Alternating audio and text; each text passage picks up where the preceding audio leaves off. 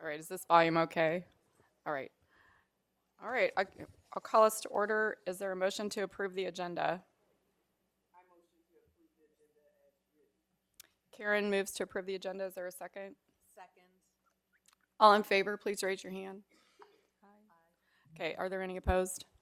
Okay, our agenda is adopted. We have one person giving public comment today. I'm not going to read the whole spiel. You know how it goes. So, Mrs. Wakefield, you are welcome to.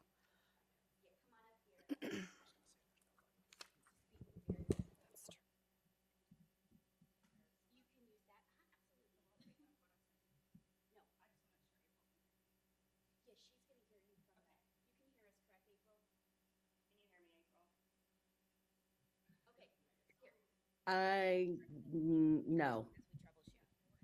Here we go. Oh, sorry. If you'll hold that, can I have the stand? Of course. And then you can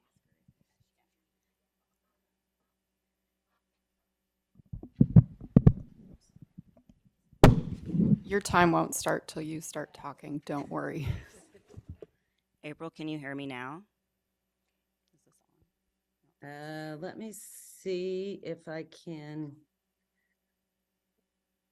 get my speaker to go up any higher. Is it on? Can you hear me now? Yes. Okay.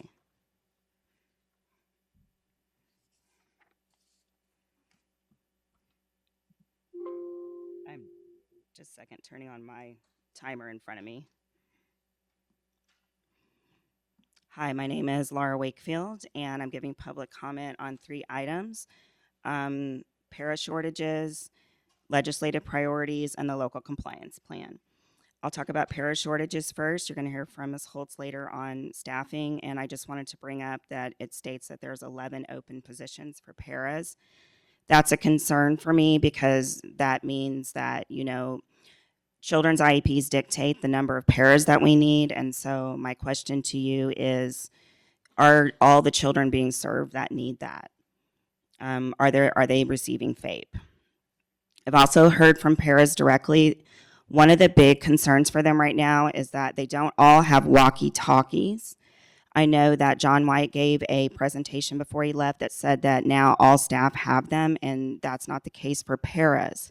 So I think it'll be really important to make sure that paras each have a walkie-talkie. They're saying that that is one of the things that they need for, to feel safe in their jobs. The second issue is your legislative priorities. I want to bring your attention to the area about where it says we oppose diverting state funds from public schools by any means, including tuition tax credits, vouchers. I want you to think about that every time you vote yes on that high roads contract. You are diverting state funds to private schools. I challenge you to look at your infrastructure and determine how can you make changes to serve those students within the district. You have a great opportunity right now with the K through 5 students, at least, with the new elementary school being built. It's already on a delay. How can you look at changing the construction to include those students so that you can make it more inclusive and get rid of your public separate day and private separate day facilities? You could bring in Dr. Raina Martin. I'm sure she can tell you some great ideas on how to make that work. My third comment is on the local compliance plan. Thank you for putting it on the agenda today. I hope that in the future it can be on a regular session and in new business and not on a consent agenda. I think it's really important that the board gets an update on that every year separately. I also sent a lot of emails about this, and I know you may not have had a chance to read them, but I wanted to say moving forward, the board, you can ask for just the summary of changes so that you don't have to read 118 pages every time, so that you can just know what are the 6 to 15 changes that happened from the last approval that you did. I know that another issue is that the last school year's local compliance plan, I can't find any evidence that that was ever approved. I'm very concerned about that. I won't bring up all the issues with that. I know why it happened. I'll be talking to Mr. Moore about that later so that we can problem solve that. Thank you. Thank you. Thank you, Dr. Wakefield. I'm sorry I called you Mrs. Um, all right, we'll move on to the consent agenda. Is there a motion to adopt it? Or to approve it? I'm, maybe? I'm,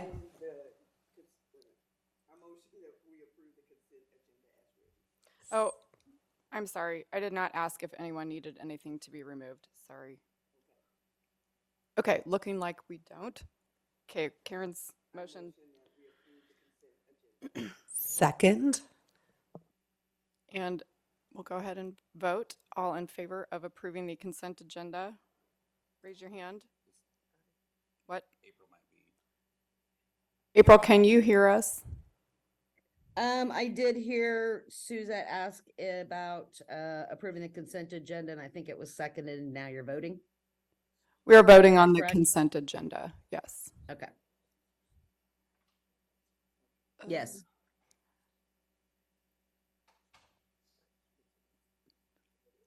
It kind of looks like April's frozen. Oh, there she is. Okay. Why don't we do a roll call vote so we can make sure what everybody wants to do? All right, so the motion on the floor and the second is to approve the consent agenda. Okay. April, we're going to do a roll call. Yes. All right. Mr. Willoughby? Ms. Snodgrass? Mr. Lyman? Ms. Hayes? Mr. Harper? Ms. Farrell? Yes. Ms. Waters? Yes. Okay, All thank right, you. the consent agenda has been adopted. We'll head to principal-led data reports.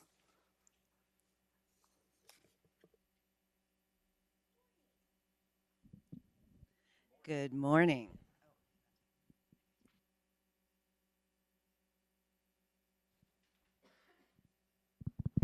Good morning. We are very pleased to continue our principal-led day-to-days reports.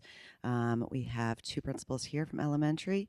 Our first guest is Tabitha Rawlings from Mill Creek Elementary. Go Cougars. Hi, I'm Dr. Tabitha Rawlings, but I'm really Tabitha. I have been at Mill Creek for 12 years, and this is my 12th and final year. I say with pride, not the leaving part, but the pride of being there 12 years. So we're going to go ahead and look at some of our data. And are we on slide 3? Perfect. So first, this is our iReady for reading. And if you notice, this is K through 2. We have 95% of our kindergartners that are on level at the end of the year, 74% of our first graders, and 84% of our second graders that are on level. And this is the ones that are mastery, which of course are in those numbers. And then if you will turn to slide 4, this talks about their, whoops, go back one, I'm sorry. This is the math data for the same grade levels, K through 2. So we have 88% of our kinders on or above, 72 of our first, and 78% of our second graders. And then these are the ones that are in mastery. So if you notice, like we really hit kindergarten hard. First grade, they're growing. You may have a first grader that doesn't click. It doesn't click, that literacy until second grade, which is why you do kind of see a change between that first and second. Oh, whoa, I'm loud though. Okay, sometimes it doesn't click in first grade for literacy, so we have some readers that really kind of make that jump in second grade, which is very developmentally appropriate, especially based on their background and what their resources have been. Okay, next we're going to look at 3-5, and I believe that's on number 4. That's K2, skip this one. There's a lot of slides here. I did not make them. So this is our 3rd, 5th grade data with the iReady and reading. And if you notice, our 3rd graders, we go to 57% proficient, and 26% of those kids are in the higher levels. I would say probably the reason for this dip is, this is the first time they see, well, this isn't mapped, so never mind, that wouldn't be.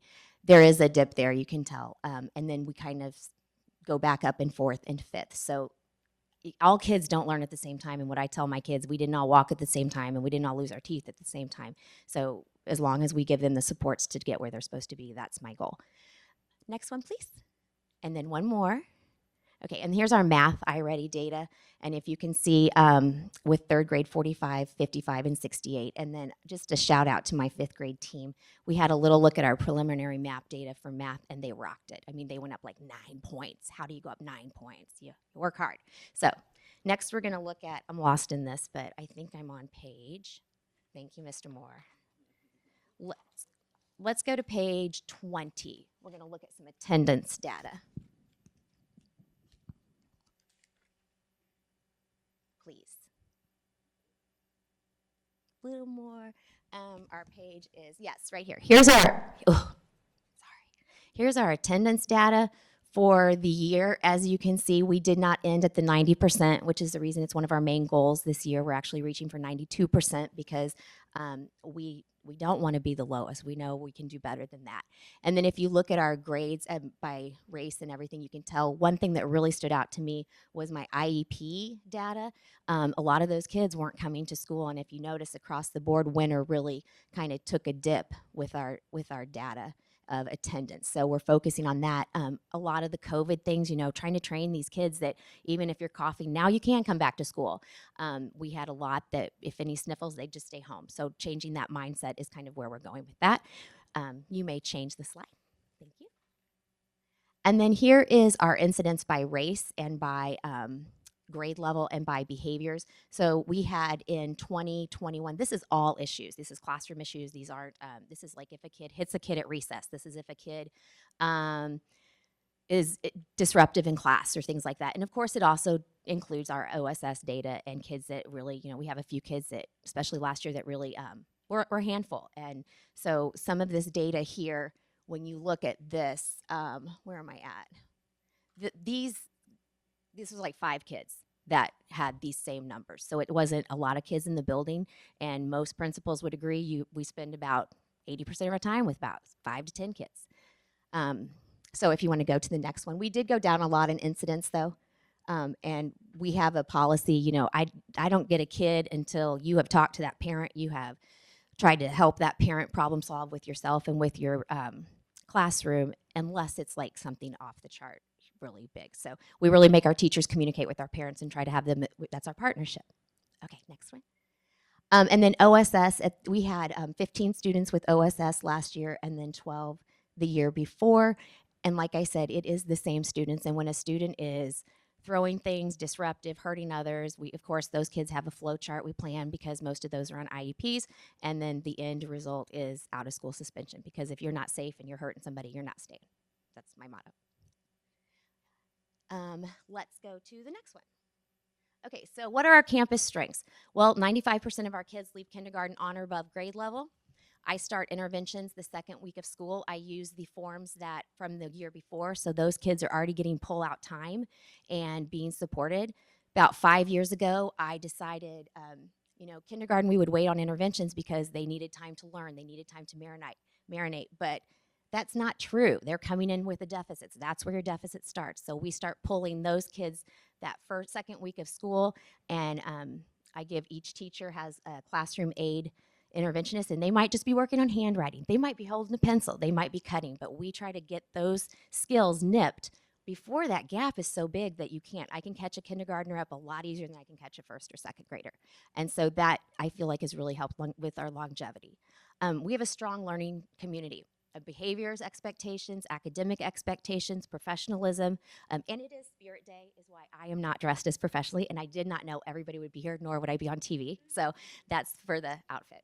But our learning community is amazing. I feel like you can feel it when you walk in the door. It's something that, and I think 12 years there is part of the reason. You cannot develop that without time. It takes a lot of time. My teachers use district curriculum. They support it. They write it. They are on so many of the committees, and they believe in it. Almost to a detriment of where I'm like, you can do that fun activity. You need to do that fun activity with our kids. Interventions, our systems are ran with fidelity. First and second grade, they keep their lowest kids, and then we have the classroom aides work on enrichment with the higher kids. Third grade through fifth grade, they do, because if a kid is low in phonics, we don't want to embarrass them more. So if I'm sitting here doing a sound partner lesson with you in fifth grade, you already know that you aren't up here. I'm not going to hurt your ego or self-esteem anymore. We're going to pull you out and try to get you those supports. And then when the classroom teachers are doing math interventions with the kids that are below in math during that literacy time. We have a lot of veteran teachers, and most of them are tenured. I think I only have like 3 or 4 non-tenured teachers this year, and I'm fully staffed. I have classroom mates. I have 5 allotted. I have 5 there. If I didn't have this staff, I couldn't do it. I mean, that's the hugest thing. If you don't have your people, you can't do it. And one of my biggest things is keeping my teachers motivated, whether it be we do a weekly Friday huddle, whether it be this last week I put out a big sun, our future is bright. I didn't wear that shirt. I thought I did. I had it on at one moment, but I changed. And so we made this big sun, and we had all yellow snacks in there. So just little easy things like that. One thing I do every year is a scavenger hunt. I'll hide either hearts or turkeys, or whenever that stress is coming out and you can feel it, you got to be a little bit ahead of it. And then they find a turkey and they win a prize. So just silly little things like that. But it's what keeps them energetic. And even I'll have a puzzle in my lounge. So during times that they're down, if they want to work on the puzzle. So just things like that. Next one, please.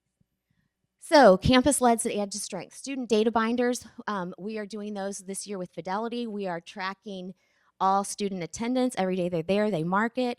They mark when they're not there. And then at our PBS assemblies, we recognize the kids that have 90%. If a classroom has 90%, they get a cougar paw on their door. And then at the end of each trimester, we're going to do a bigger 90% celebration. We haven't quite figured that out yet. When we have 5 unknown absences, my assistant principal, Amy Rogers, who is fabulous, and I call parents. So we're promoting the 90%, but really our goal is 92 on my BIP, but my improvement plan, but PTA night, curriculum night, Facebook, I mean, we just advertise it, we shouted it out. And then one thing we're gonna do to kind of help a little bit of that special ed attendance is getting our IEP team and case managers to start calling those parents and encouraging them to get there, because I feel like that's an easy way to bump us up. And then needs, only 74% of our first graders did leave on grade level, which I feel like, I mean, that's still really great, but I would like that to be a little higher, because if they're not on grade level, then it's going to be a struggle. Our 3rd grade scores are lower than previous years. You will see that on our MAP scores too. Those were the kids that were kindergarten COVID. I know COVID's done, but there still is the fact that we tried to teach you how to read online. We tried to teach you how to write online. And so there's lots of, that just doesn't work as well. So we're going to work with Dave Wilson. He works with me in my building. So we'll go over our map data, our item analysis. We're going to talk about heat maps and things like that, so we can look at the little areas, especially in 3rd grade, that they need to kind of hit higher. And then the IEP attendance is a goal, and then just winter attendance across the board. That's Mill Creek. Questions? Yeah, yes. Sorry, I am going to eat the mic because I think it's probably hard for April to hear some of the things. One, I just wanted to note, I totally understand the sentiment of like, maybe a kid doesn't have to stay home with every single sniffle, but I think we should still be encouraging kids to stay home when they're actually sick. And Oh, yeah. so I know that's a balance with attendance and that sort of thing. The other is when you talk about some of the students that had OSS, and knowing it's a very small number with the different incidents, especially since they're on IEPs, what supports would be helpful to be able to keep them in the building and learning? Honestly, the only time a kid gets sent home is if they're violent. If he's throwing that chair down the stairs. And yes, we have that at Mill Creek. I sat there and watched him last year, and then he looks at me and smiles, and I'm like, what are you doing? And then he rolls it down the other set of stairs. I don't know. There have to be some kids in some situations, if the culture of your building is going to be, we're here to learn and these are our expectations, that cannot be there when they're like that. And that's where I draw the line, because I'm not going to ruin all of your learning for one student. And it's my AP and I can sit with them in ISS. And if we have kids in trouble, they do. We have a few ISS kids, but it's only if they're violent, if they're throwing things, if they, I had a kid the other day that just kept throwing things at the teacher, picked up a thing of Legos, dumped them all over. You're not staying. So, thank you. Other questions? All right, well, have a great day. Happy Friday. Thank you, Dr. Rawlings.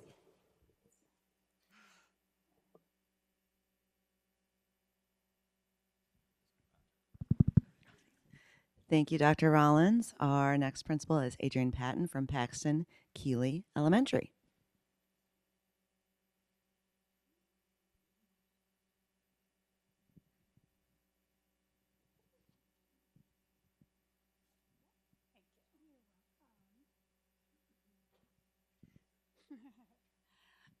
Good morning. I am Adrian Patton, the proud principal of Paxton Keeley Elementary, and 10 minutes is not a lot of time to share the great things happening in our building, but I'm excited to be here and will attempt to summarize our data and hit the highlights as well as share our concerns and struggles today. At Paxton Keeley, we currently have 636 students. 35% of our population qualifies for free or reduced lunch, which equates to approximately 230 students. I think sometimes we get lost in percentages and we lose what that really means because it's a lower percentage than some of our other buildings. However, that's creeping up on some of our smallest buildings' total number or population. Also, we have a huge EL population, our English language learner, and it is 20% of our total population, which does equate to approximately 130 students. So overall, Paxton Keeley is truly a diverse school, and I like to think of Paxton as a mini global society right here in mid-Missouri. And our students are fortunate to have the opportunity to be exposed to the great wide world that is actually out there. Slide 19 here. A major cause for celebration is the fact that we were one of 5 schools to complete the school year with 90% attendance last year. I do believe this is due to our overall school culture and climate. We start each day welcoming students with high fives, smiles, hugs, and letting students know that we are genuinely happy they are there. Teachers strive to build positive relationships with students and their families and create a welcoming environment and look forward to each day. I feel a little guilty not being there this morning. We also do video morning announcements live from a different classroom each day. When individual issues do arise related to attendance, we rely on our attendance team, which is comprised of our administrators, our counselors, homeschool communicator, and secretaries. Our secretaries and teachers are our first line of defense, and we ask them to bring any concerns to our attention. Teachers take daily attendance, and then the secretary calls each unknown absence to ensure student safety and to accurately code each absence. Frequent tardies, early departures, as well as any other attendance concerns are communicated with the team, and then the team meets to determine a plan of action. Interventions may include parent meetings or home visits. If we can't bring the parent to us, we'll go to their home. We also meet to determine other barriers that may inhibit regular attendance. We evaluate transportation concerns and just really look and see what is inhibiting this individual to come to school each and every day. We often have many of our elementary school students who are getting up on their own accord and trying to get themselves to a bus stop. When it's appropriate, we do offer outside resources. Last year, we went as far as to purchase alarm clocks for a few of our students to assist with them getting up each day and getting themselves to the bus independently. We'll make phone calls in the morning to remind students to get up and get going, and we'll go pick them up if needed. We all do pitch in to meet our students' needs, and when I finish up here this morning, I'll be on my way to pick up a student who doesn't currently have transportation set up this morning yet. Slide 21. Discipline is also an area that we monitor. Many believe that Paxton does not have any issues. However, we have challenges like every other building. The data shows that our out-of-school suspensions declined in the spring as compared to the fall and winter reporting periods. Students being in the classroom is a priority for everyone at Paxton. We purposely have created a schedule where we go to recess before we go to lunch, and this allows us to address any behaviors or concerns that arise throughout recess, a little less structured time. I often will have lunch with students in the office so we can talk through and work through any of the issues, and so those issues can be resolved and everyone can be calm and ready to return to class when instruction resumes, because we feel it's important that students don't miss instruction if at all avoidable. We partner with our families and allow them to join our student support team and be a part of the dialogue to problem solve when problems or issues arise. We create individual plans for students, building in frequent check-ins, breaks, and look for opportunities to build the students' confidence. Throughout the years, I've really found that students who are struggling typically have low self-esteem, so any way that we can work on building that positive self-confidence and self-image really helps benefit the child in all areas and aspects of their life. We focus on developing strong relationships with the individual student and their support system and keep chipping away until we see improvement. And we celebrate improvement with positive phone calls, rewards, and specific positive performance feedback. Looking through slides 2 through 8. Sorry, there's 34 slides in this presentation, and I was like, I don't want to have to drive through it. Overall, the data highlights that all students at Paxton Keeley are growing and learning. The data reflects growth in all grade levels. So here you have your K through 2 reading, and the following slide is math, and you see that positive upward trend. And then again, grades 3 through 5 have a positive trend where we are taking students and moving them forward. Looking at slide 8, grades 3 through 5 made exceptional gains in math. And of course, anytime that growth is made, it doesn't happen by happenstance, but is a direct reflection of the hard work and dedication of the teachers and staff at Paxton. We are fortunate to have 3 teachers, Nicole Burke, Shelley Thielen, and Jennifer Woldruff, who are working on an advanced degree in math through the Missouri Elementary Math Leaders Initiative, or the MEMLI program. These teachers offer professional development to teachers in our building, which has challenged how teachers think and teach about math. I have 2 additional teachers, Carissa Marriott and Katie Sullivan, who are in the process of joining the program this school year. This demonstrates the level of professionalism at Paxton and what Paxton is known for. Many of my teachers are members, and several are even board members of the Mid-Missouri Literacies and Languages for All, who plan and host a conference at Paxton each fall. And you are all welcome to attend on October 30th. There are always inspiring breakout sessions to learn from, in addition to an outstanding keynote speaker. The teachers at Paxton are always inquiring about the purchase of professional literature and what professional development opportunities are available to them. As administrator, I do my best to support them and honor their desire to grow as professionals. We analyze data in grade level teams and meet with vertical teams to discuss standards and how they develop across grade levels to understand how children grow across their time in our building. We're fortunate to have a knowledgeable instructional mentor to partner with and learn from.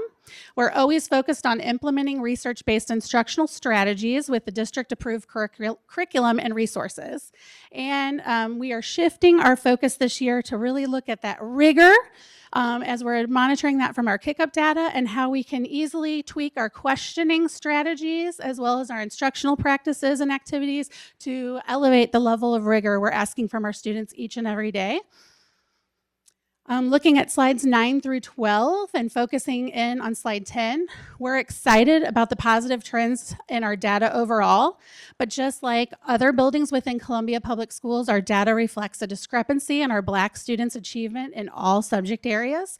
However, our multiracial students have made significant gains in learning across all academic areas. This is something we're aware of, and we're keeping that in the forefront of our work as we talk and have conversations. But I really do believe it drills down to working with individual students and determining what their needs are and fulfilling those needs so that all students can remove barriers and continue to grow and make forward progress. Looking at slides 13 and 14, we also see that our EL students are performing higher in math and communication arts, and I believe this reflects their developing English. So there's less reading and comprehension required in math. Students that have been in the country for less than 1 year are exempt from taking those assessments. However, once they hit that 1 year mark, they are required to take the same assessments as all their same age peers. However, their English skills, although they might look like they are able to fluently communicate, they still struggle to comprehend, and I think that inhibits their ability to perform at the level they are truly capable of on those assessments.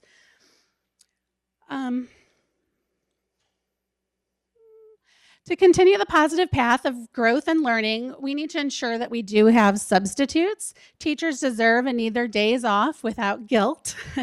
And it's really a struggle, although we are seeing a more positive fill rate this year as compared to last.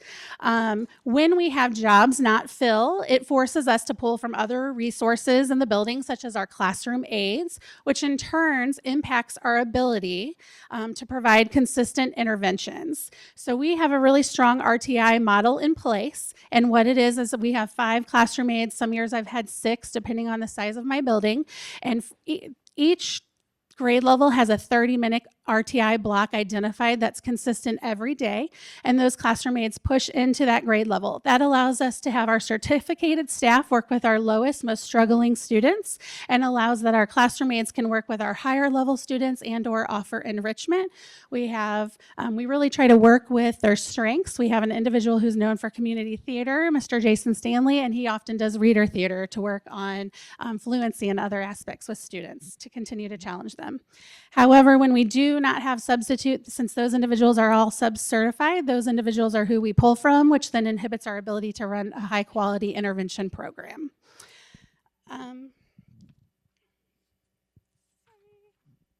So another area that impacts our building's ability to grow and monitor instruction is the fact that building administrators spend a lot of time with individual students in response to behaviors like Tabitha spoke about.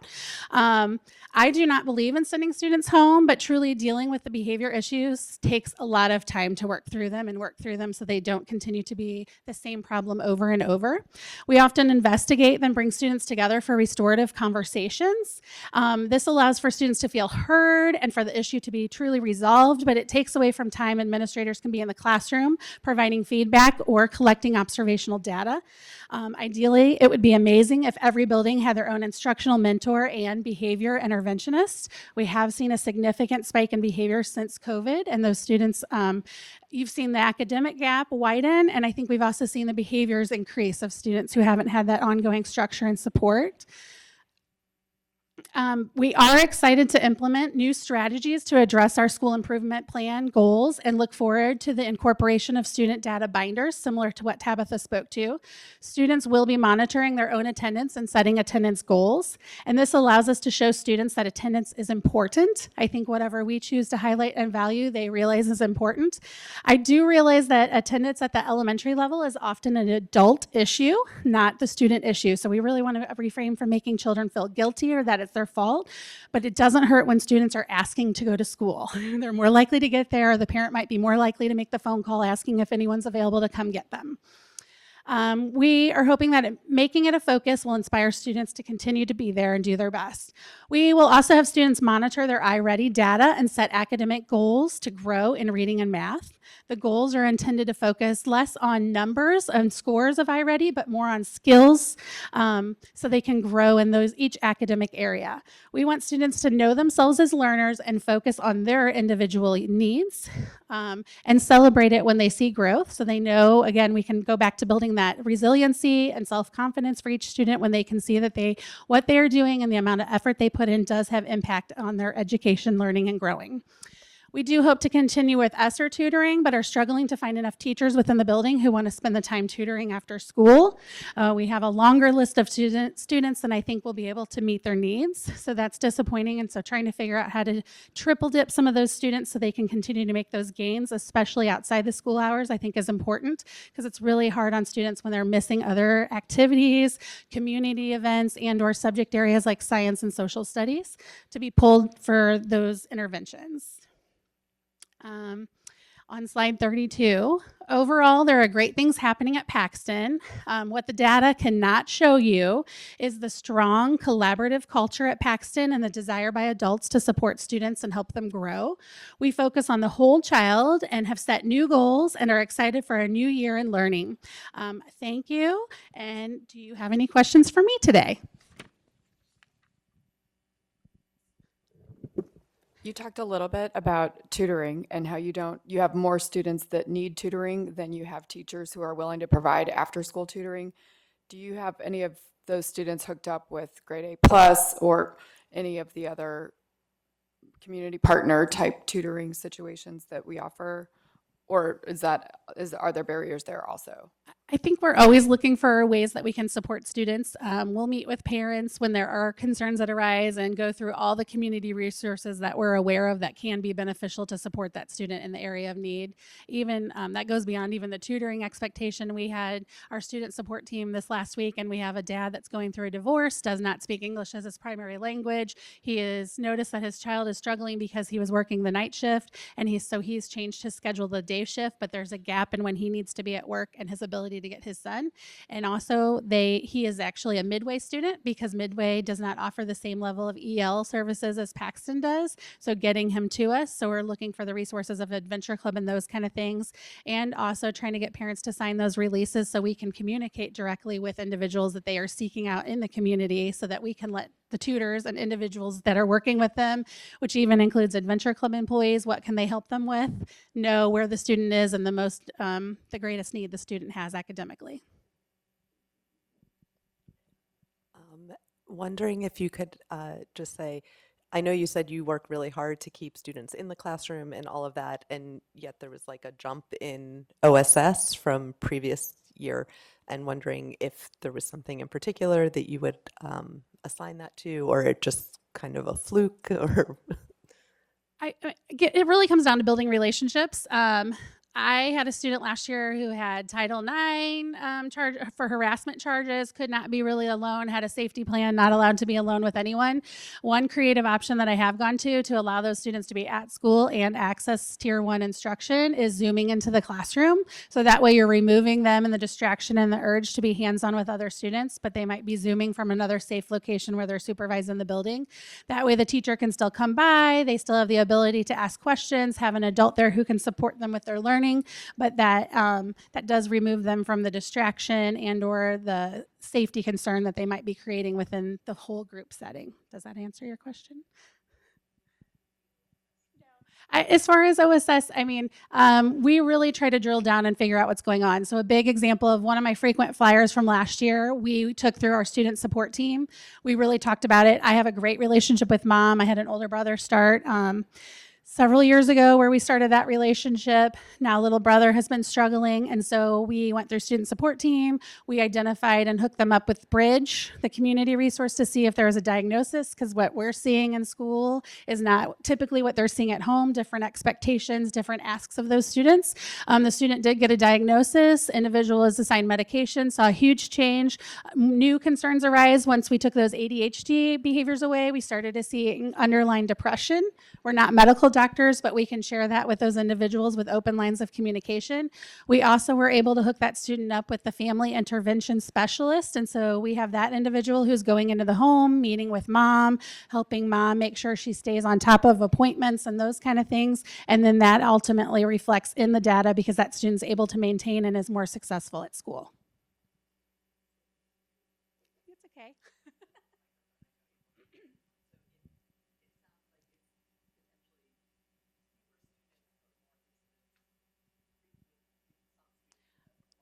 Absolutely. When Tabitha said we spend our time with typically, I've been at Fairview, Derby Ridge, and Paxton Keeley in my 25-year tenure in Columbia Public Schools.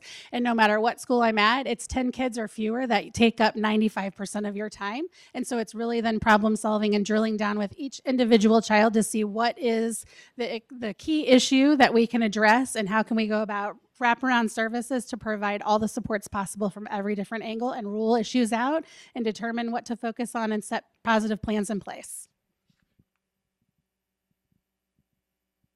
All right. Well, thank you for having me today, and I hope you have a great day. I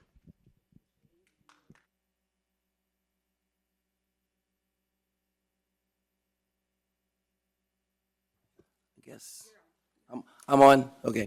One, one of the main issues that we are seeing and we're dealing with deals with discipline across schools, but the research shows that it starts with the interventions that the school creates and the culture that the school creates and the expectations that that school creates, which is what you're hearing her say is we are intervening, we are trying to do that before we bring in, all the extra programs and the data and research on all the programs. the net effect is not as deep as when schools say, this is what we will do as a school, and they put that into action. So we're looking at that.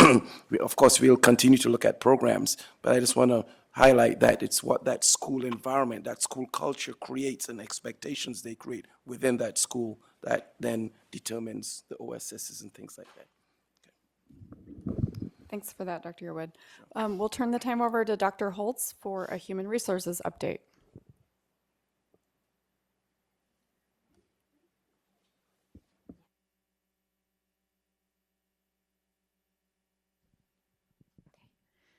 All right, good morning, everyone. Good morning, Board of Education, President Suzette Waters, and Dr. Yearwood. I am going to be presenting a human resources update. I was going to start with sharing, and I'm going to put this down for a second. Okay, too much in my hands. I was going to start with how many permanent substitute teachers that we currently have. We currently have 42. It's actually now 40. Teaching positions filled with permanent substitute teachers who bring their expertise to the classroom on a regular basis. Why did it go down by 2? Well, because constantly the teachers are receiving their temporary certifications and then they're removed from the permanent substitute status. So throughout the year, that number is going to decrease. And as far as what buildings have the majority of the permanent substitute teachers, Battle High School has more than 5. Lang Middle School has more than 5, and West Middle School has more than 5. And then throughout the district, we have permanent substitutes sprinkled throughout our buildings. As far as how it compares this year from last year, we had a total of 28 permanent substitutes. So there is an increase. As far as provisionally certified teachers, 26 teaching positions are filled with provisionally certified teachers. And what that means is that they're just 12 credit hours away from earning their initial professional certification.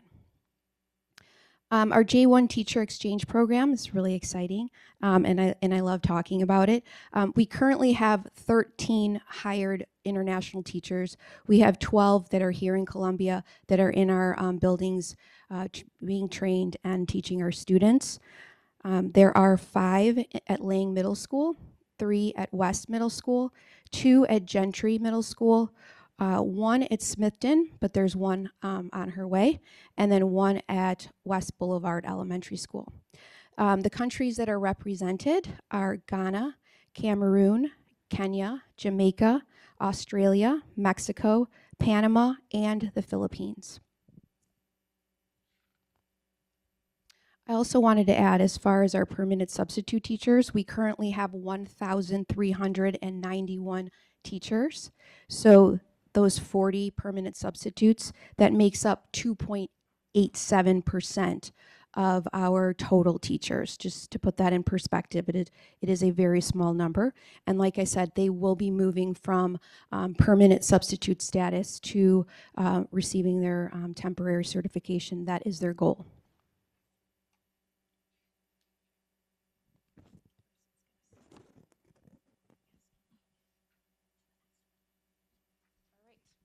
As far as our student teachers as sole teachers, most student teachers are included in the positions that I had shared prior. As far as the permanent substitute teachers are provisionally certified teachers. As far as our substitute pool, we have a vibrant substitute pool. We have 509 approved substitutes. And so that number is a little bit smaller than it was at the end of last year. And the reason for that is because a lot of times we take our substitutes and we hired them for our positions that are open.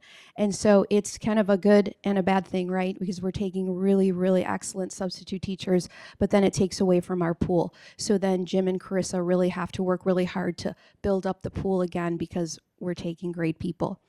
As far as the substitute fill rate, our teacher fill rate is currently 80.9%.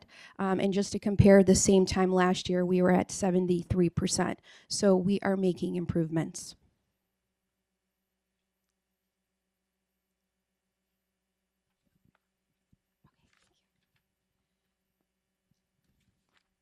As far as our classroom teaching vacancies, and as you all are aware, this is very fluid, it changes. when we started the school year, we were almost completely staffed, and now we have around 6.5 vacancies that we need to fill. At the middle school level, we have ELA, science, business computers, FACS, point 0.5 part-time, triple E at the high school, Spanish, and learning specialist. Currently in those positions, the majority, we have a long-term solution as far as an EDGE staff or a retiree, but it's not a permanent, right? So what we're looking for is a permanent teacher that we can hire for those positions. As far as like the learning specialist position, we just had someone resign Friday. So it's some of these are very new.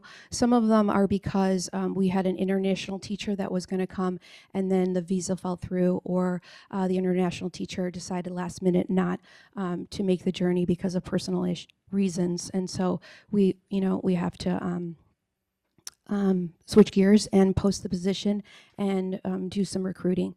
What we're trying to do is get retirees to come back on a full-time capacity, but as you all know, when our retirees retire, they want to retire, right? But we are encouraging them to come back and support us for the year. As far as paraprofessionals, we have 181 paraprofessional positions currently filled, and 11 that are still open. Of those 11, we have 2 to 3 rec-to-hires that are in human resources that we're working through the onboarding process. So we hope that we can fill all of those positions in the very near future. As far as instructional aides for our SPED department, 6 of the 6 are filled. For classroom aides, so classroom aides are only unique to elementary. We have 71 FTE, and we have 59 of them filled.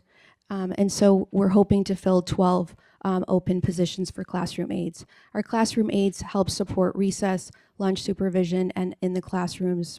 And so we are hopeful that a lot of our marketing, we are trying really hard to find ways to have advertisements like we had in the movie theater, those 15-second clips, those kinds of things to be creative, to market and to find classroom aides throughout our community. Are there any questions?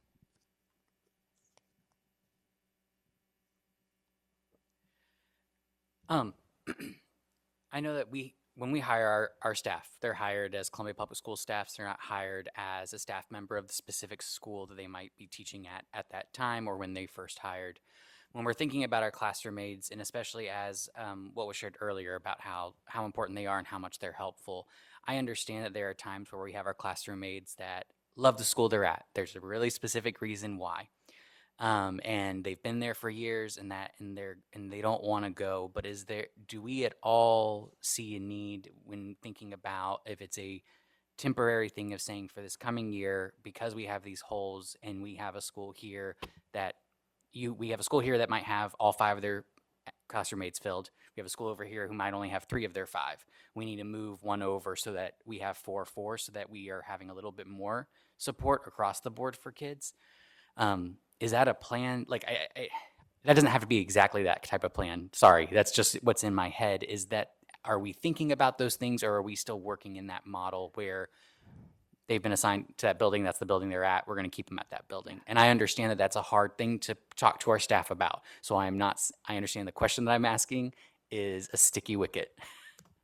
So we always have that flexibility to encourage our staff to work in different locations when needed. However, a lot of our classroom aides tend to be maybe stay-at-home moms or have a connection to the community. They may not have transportation and may be walking to the building or riding their bike or something to that nature. And so they are requesting that they be at a certain building for those reasons.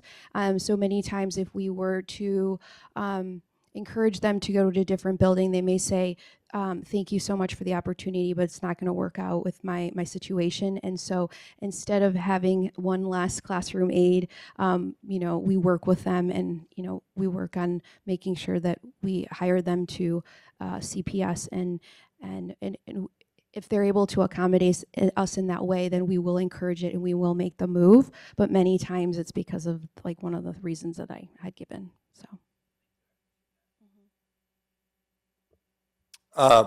The where are the openings? Are we looking at mostly in Title I schools, or are we looking for kind of just which position? all of the Classroom above? aides? Yeah, paraprofessionals, So classrooms aides. Where are we seeing the majority of the holes that need to get filled? I don't like calling them holes that need to get filled.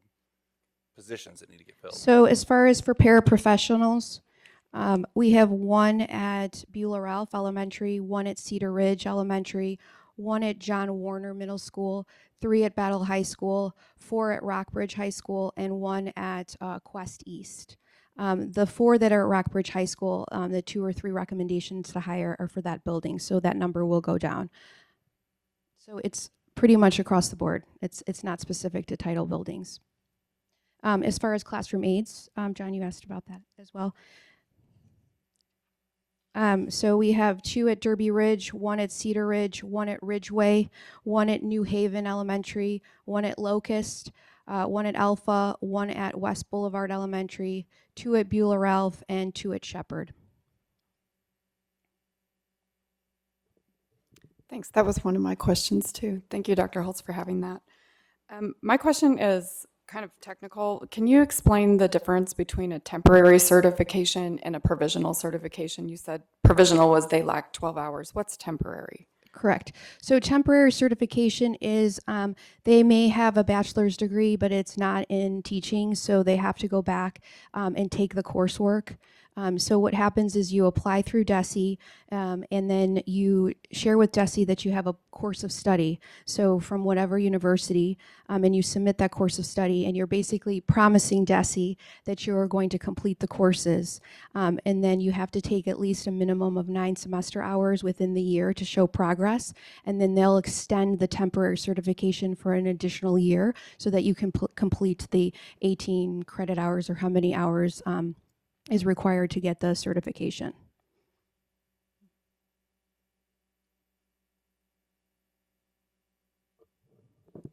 All right, I don't see any other questions. Thank you so Thank much you. for catching us all up on that, and thank you for your work to get all of our positions filled. I know it's a big job.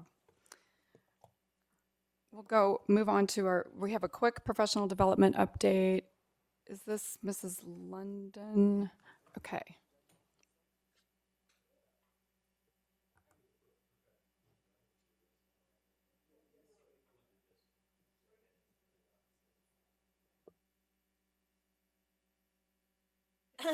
Still working on this. Can you all hear me? All right, I'm going to try to eat the mic but not scream at you all at the same time. From a quick professional development update, I know the last time we had Dr. Seth Woods, who's also in the audience with us, he came up and he presented that we were still collecting feedback from our teaching staff to identify those areas of professional development that we were going to focus on. We have since received the feedback from our teachers. We have had the ability now to identify what those top priorities are. We'll be looking at sort of a thematic approach to how we do our professional development. We're going to use our comprehensive high schools. We're going to focus on areas such as breaking the standards down. That is something that our teachers have asked for, engaging our students. We're going to talk about areas of this is one that is relatively exciting for me and new for us as a theme, which is trauma-informed practices as well as self-care. And I don't know if you, Carla, want to add to that, but we are looking at the comprehensive high schools of Battle High School having a theme, Hickman High School having a theme, and Rockbridge High School having a theme. And we have broken down, we used to do professional development from the perspective of secondary going one place, elementary going one place. We are now bringing all of our K-12 structures together because one of the things we're getting at is best instructional practices. And so a focus with that is good instruction is good instruction. That good instruction can be a K-12 sort of, I'm going to say, vertical aligned process, and we want for good instructional practices to be across the board. So from that structure, they are now broken up into cohorts where they will attend each of the comprehensive buildings and have the opportunity to participate in things that we think, number one, are a priority. For instance, we are going to say that restorative practice is something that our teachers, all of them, need to participate within. So that will be one of those sessions that, hey, you need to attend this. But there will also be approximately 15 to 20 additional sessions that are offered for them to select based on their area of need. One of the things that Dr. Seth Woods is trying to create for us is, what does a personalized professional development structure consist of? And that consists of high quality options for our teachers. So we're excited about the upcoming October 2nd, 3rd, and 4th date. And I'll kick it over to you, Carla, if you have anything else. Okay. Okay. So just a little bit more about some of the trauma informed. We had on our first leadership day, we had some of our community partners come in, from Powerhouse to Burrell to one of our psych partners from MU. And so we're going to be continuing that trend. It was very well received by principals, building administration. And so we're going to carry that theme down to some of our teachers, including some sessions led by homeschool communicators, how they can be utilized in buildings. Vince Thompson's team, our behavior support, and Renita Norwood, our Director of Student Services, they're all going to be sharing information on how to work with our challenges and some of our students that are experiencing trauma. We know we can't discipline trauma out of a student, so how can we do a both and work to meet those social emotional needs and keep our students in class whenever possible. And so in addition to that, you have a flyer in front of you. So this is really part of our excitement here. You see we'll need some tweaks to it to bring some of the font down a little bit. But one of the things that we were able to do to be responsive to our teachers who said that they need some additional professional development, as well as to our community, and making sure that our students still have access to some of the resources that we offer at school, particularly meals. You'll notice there on your flyer, October 2nd, 3rd, and 4th, we have partnered with Powerhouse. These are locations that we will have available for children and teenagers 18 and under. There will not be a requirement to show ID or that your parent has to be with you. Students will be able to come to one of these locations and pick up a bag that has a breakfast meal and lunch also in there. So you'll notice that we have 3 of our school buildings, Derby, New Haven, and then Bethel Street. Sorry, 4. We've added New Haven, that also have an overhang in case the weather is inclement. So bags, boxes will be available at those locations. And then where you see the question marks there with Bear Creek and Stewart Parker, we just received confirmation that those are near managers' offices. So there will be staff at each of those places. Some may be from our nutrition services staff, but also Powerhouse will have staff there that will be passing out the meals to families. So we'll be able to make sure that our students are fed during those days. Lena, am I missing anything? Okay, thank you.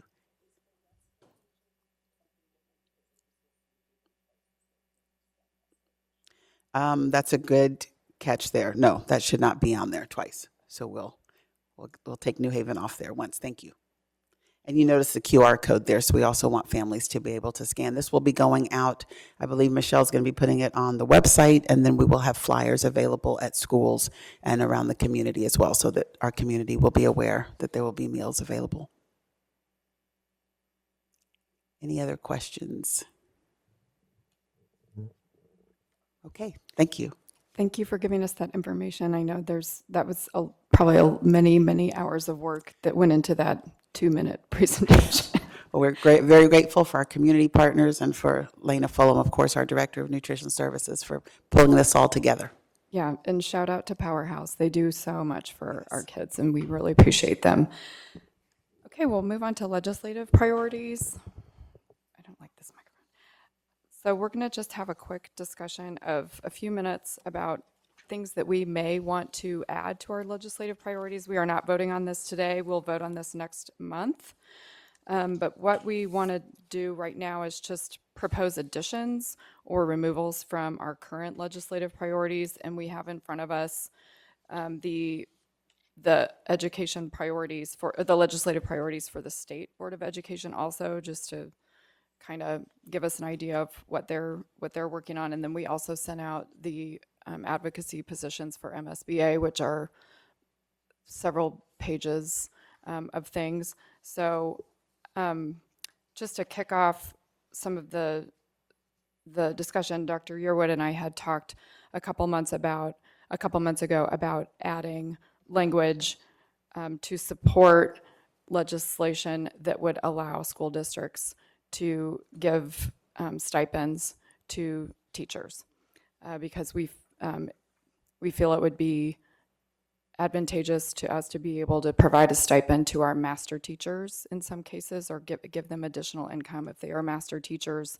that are willing to serve as mentors to other teachers. We can only give stipends for additional work, but this would give us some flexibility to reward our shiny stars and encourage them to help us out. So that's one that I will work on language for. Anything else? I would love to see, and I don't know what the phrasing would be or anything, but I think although we've had more funding to our transportation in recent years, it would be maybe really nice to be able to push for some sort of flexibility and options that districts are allowed to explore in looking at transportation options. I know there's issues around using legislatively, like public transportation, things like that. Not suggesting that we stop doing our own busing or anything else, but just if there were options that districts had where there were other resources available, it would be nice to be able to explore that. I also had, one other thing that I just wanted to clarify. In terms of the things that we're supporting and opposing, just wanted to clarify, these are really things we're talking about that we want the legislature to either be able to support the district in or to not be putting restrictions on, right? It's not just about where we're spending our money, but about us having the options for how we want to allocate things, just to address a point from earlier in the meeting. Correct. Did anyone else have anything? So if you think of something in between now and October, feel free to send an idea and we can work on language. But we will have things proposed by the October meeting that if there's an addition, we'll propose specific language and vote on it. And then the idea is to get this solidified in time, well before session starts, so that we all know what our priorities are, so that if we want to do some legislative outreach, or if we want to be well-versed in what our priorities are from a legislative standpoint, we have that document in front of us now instead of waiting until January or December. So, all right.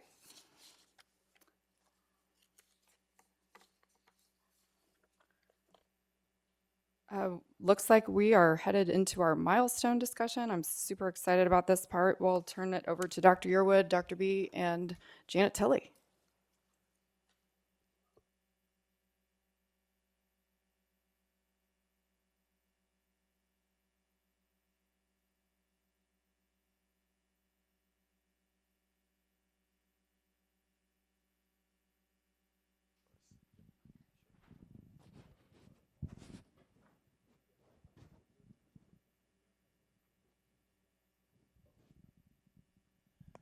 Okay.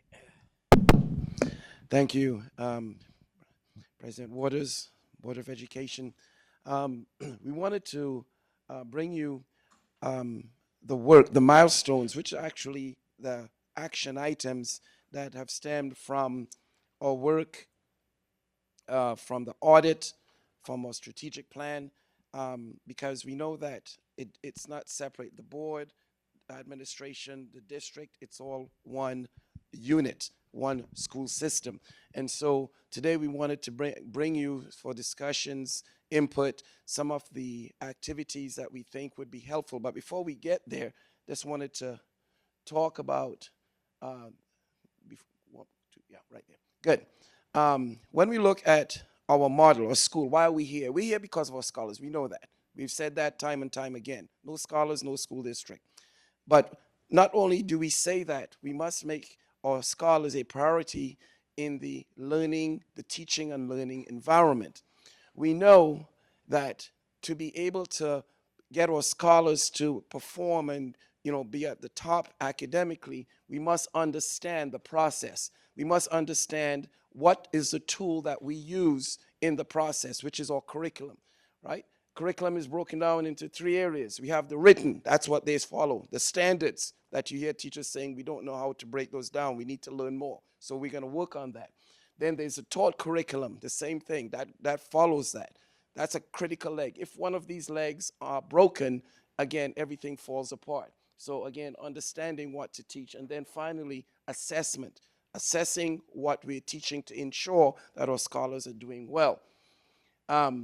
Without any of these, again, it falls apart. So that has to be our emphasis. That has to be our number one that we keep following. What is happening to our scholars in CPS as far as teaching and learning is concerned. That's why we do the principal-led data days. That's why we pay so much attention to collecting our data and then making it actionable. So at this time, we have a psychometrician, Dr. B, that's here with us, that has been working. I've spent countless hours working with him, weekends. He's like a machine. So I'd like to turn it over to you, sir, if you take us through. Thank you. And then Steele will come in at the end. Thank you so much, Dr. Yearwood. Good morning, everybody. Great to be with all of you this morning. First thing, I'm truly humbled to be here. And you heard our principal speak this morning. I don't know if all of you could catch the passion the 2 of our leaders had. So I felt like I was in the building. Why we do what we do, right? So they brought us and got us grounded. So that was tremendous. And then I heard President Waters talk about the legislative priorities. I wish people knew how schools and school districts really work. So early in the morning, the 7 of you are up and here doing the work on the field, trying to advocate for our scholars across the state. So thank you for everything you do. Good morning to Washington, D.C. from Columbia as well. So if you recall, about 6 months ago, I was here and we had the conversation about why we do what we do from the standpoint of, sorry about the technology challenges about freezing, right? So we talk about testing, and I love what both of our campus leaders said, right? These are not about numbers. There is a story behind every scholar, and we need to make an effort to understand that. And then how do we know we are adding value to our scholars? And we focus on a very broad definition of literacy and numeracy. Do you remember we jogged the memory to that? Now, tremendous progress has happened since then to now, to the point where I want to call out 4 of people you may not normally see in the boardroom. And that is Jessica Lucas, who happens to be a secondary literacy coordinator. A big shout out to her peer, Julie Schaefer, her elementary peer. Then Melissa Fike is a secondary numeracy coordinator. And Jen Smith is your elementary coordinator. So big shout out to them, because they are the boots on the ground doing the work.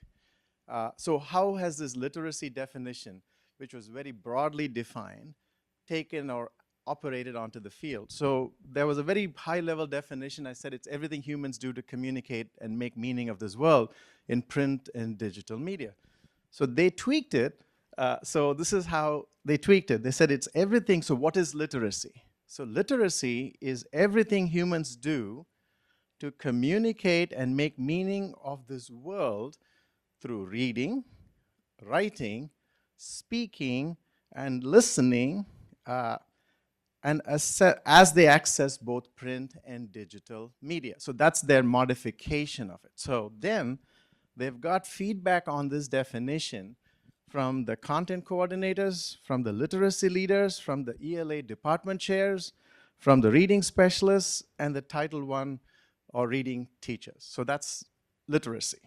And then when you go down to numeracy, I had a very high level definition, so they've tweaked it even further. So I apologize for the length of it. But this is what happens when you really get down into the weeds, which we should, that everybody can embrace. So the definition of numeracy that has been modified, it is everything humans do to understand ideas, reason mathematically, and transfer learning from one context to another. That's where I shared that 6 months ago. So now that's been tweaked a little bit to say our scholars can recognize and use numbers, symbols, words, and patterns to make sense of this world as they think critically and solve problems.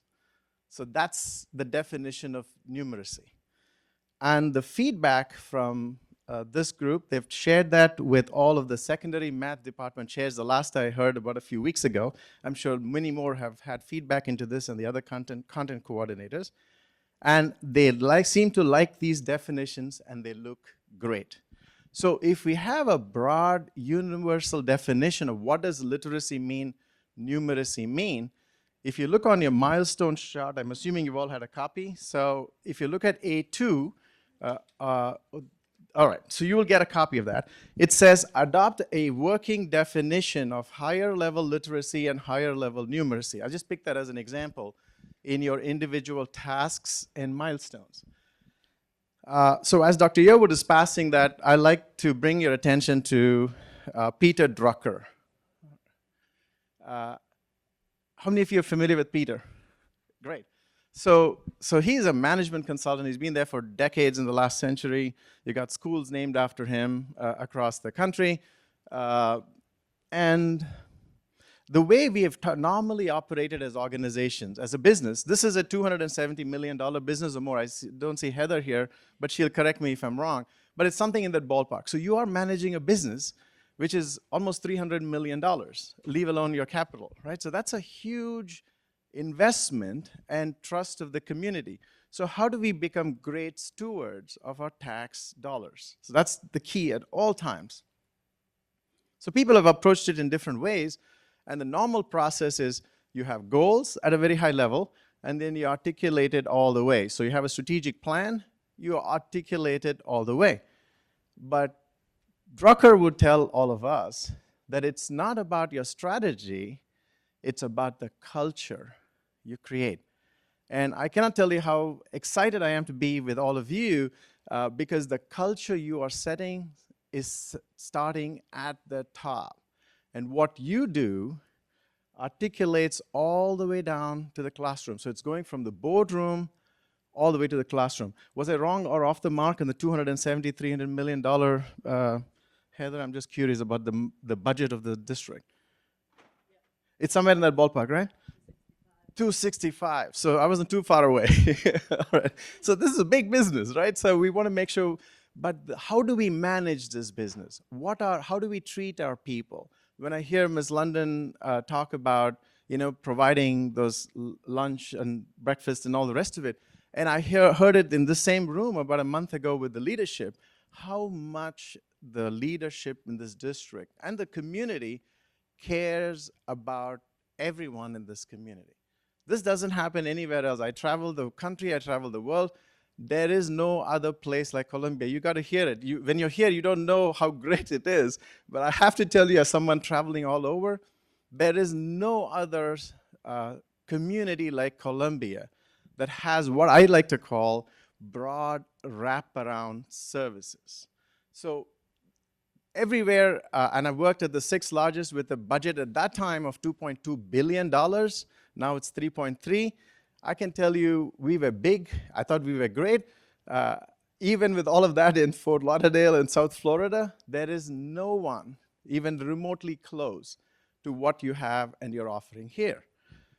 So there is a lot that is there as wraparound services. Now, how we channel that to a place where we say, as you heard Dr. Yearwood say on the previous slide, could you go back, if you don't mind, Mr. Moore, to the previous slide? So the way I look at it is, this is your written plan. What is my written plan? So tell me what you're going to do it, tell me how we did, and then let's go check our plan. So have a plan, work the plan, check the plan. Have a plan, work the plan, check the plan. So what you have in front of you on your milestones is you have set the bar incredibly high. I train boards as well. I'm one of the few certified trainers in the state of Texas as what's called a Lone Star governance coach, who are very highly trained governance experts. So what happens in the boardroom absolutely directly impacts the classroom all over the nation. So for you at this leadership level to say, we are saying as a governing team, that is the 7 of you plus Dr. Yearwood, you set the tone for the organization, and everybody else follows based off of that. And how you set the tone, I think it's your policy CH or something along those lines, where you say you set the policy, and then the superintendent ends up driving that policy with procedures and so on, that really creates for an efficient and effective school system. So how are you doing that? This definition I showed you, how it started as a small definition, has become a little wider, but it's been socialized all the way ground up. So almost every single department chair in every campus is having input. Various committees of Dr. Yearwood and the cabinet have been adding value to that. And eventually it'll get into your policy committee, and you would set that as a policy. But you didn't set policy out of thin air. It came out of the work you did, and you've got everybody's input, and then eventually you set the language, and now that's how we define what Columbia's definition is for literacy and numeracy.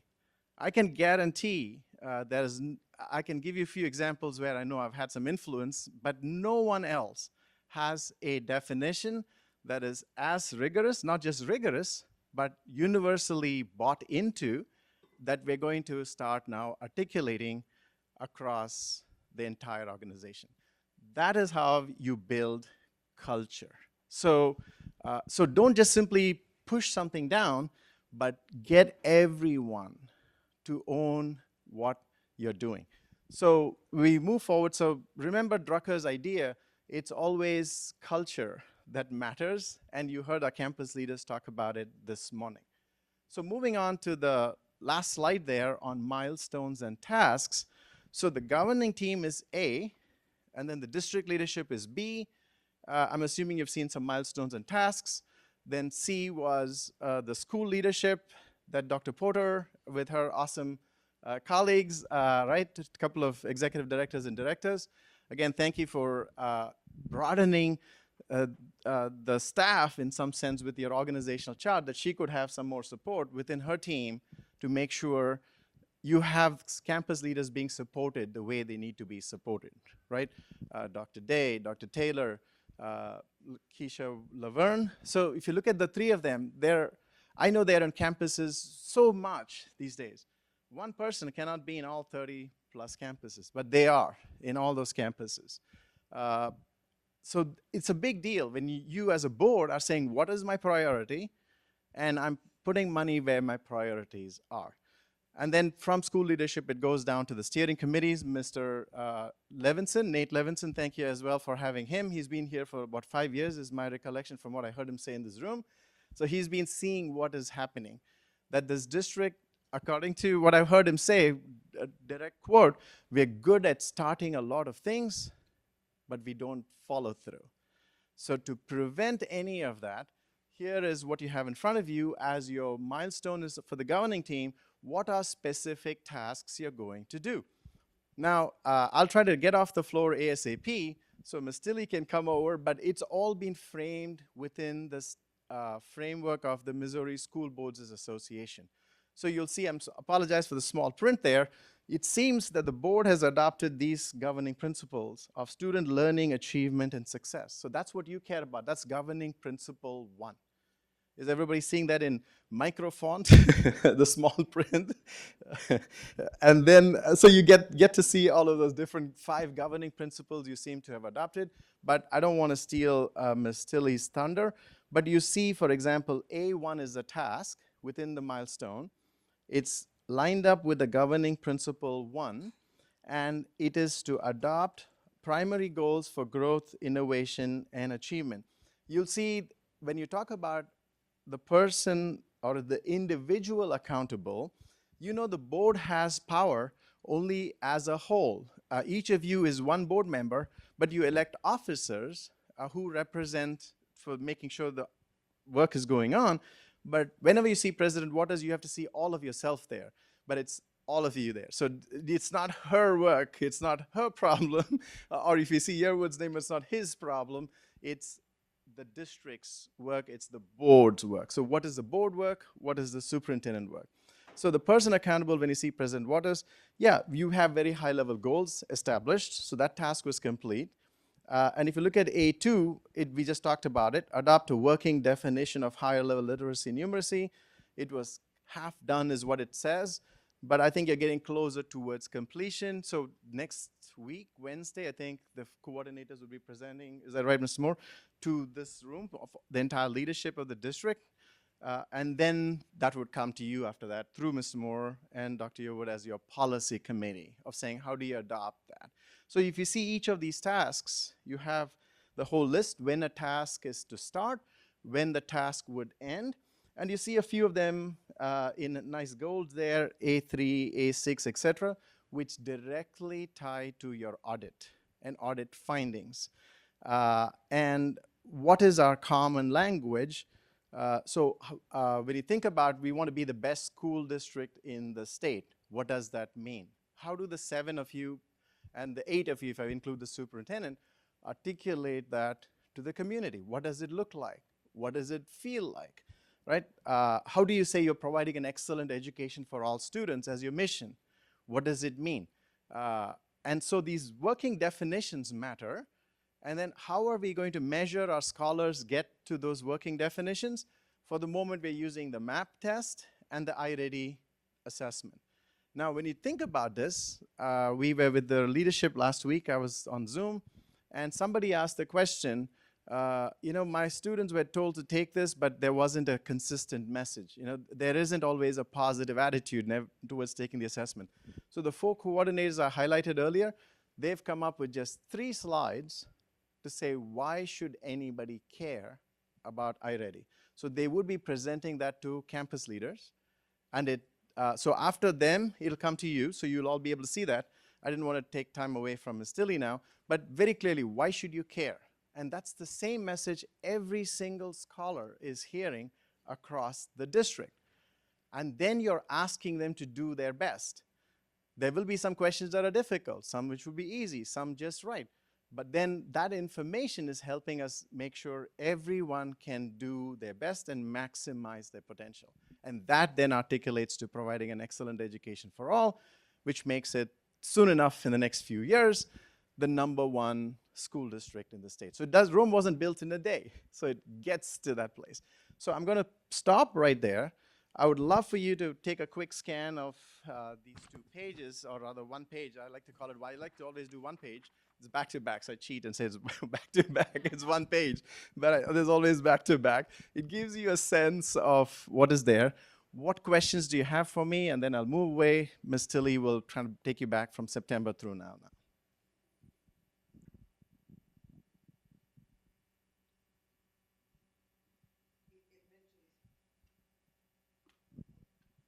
Dr. B, it mentions monitoring calendar. Where will that be at? So all of that is getting developed now. So if you remember when I came in June for your work session in June, I gave you some proposed benchmarks, right? We're still now trying to link up the map with that to see what is the impact. So once the definitions are settled down, we know how we know those definitions are achieved, And Ms. Tilly and I, with Dr. Yearwood and the rest of the team, would be working on helping you get a scorecard as well eventually with different perspectives. So you'll get to those as well. It's important to say, tell me what do you mean, or what is the definition? Tell me how I know you got it, and then don't change the measure, right? So what I was excited is this K-12 definition of literacy and numeracy is embraced all the way. And the assessment, again, is like that. And the Lexile and quantile measures would be K-12 again. So you know, even as a kindergartner, I know if my child is on the pathway to where it is. But we have to remember what, I can't remember which of the two principals said it. She said, look, all of us don't march to the same drum, right? We want to say learning is constant, but time is a variable. I might be able to walk faster with a few months, but there's another kid who might need 18 months to learn to start to walk, but does not mean they are not developing and growing. And our job is to celebrate success and give them a threshold where we know why we're using what measure. The way you hold the superintendent accountable and his team accountable is to say, tell me where we are, show progress. Every month you have to see progress. Every quarter you have to see progress. And as you keep monitoring progress, that's a critical piece. Don't set a goal, but tell me how are we doing. But not to forget what Peter Drucker is talking about, culture. And that's what you're doing. You're being very intentional. You're being very deliberate in the process. So that's coming. You've been seeing it for a few months now, but eventually you'll see it set in stone, just the way the definitions are set. And then teachers, again, they're going to hear more about it. They would feel we are recognizing the incredible work our teachers are doing. So it's very, very important to celebrate everybody as they're doing the work. And if we don't set the mark in a place where they can all achieve that, we could be setting people, all of us, up for failure. And we don't want to do that. And Dr. B, if I may jump in here, President Waters alluded to a legislative priority of rewarding our master teachers and really highlighting them. We have not done such a great job of doing that. So again, that ties right into what Dr. B is saying as we look at the measurements, the calendars, and so on, being able to pull out who these master teachers are in real time and also provide some level of rewards through their mentoring other teachers and so on. So that was one example of it. Other questions?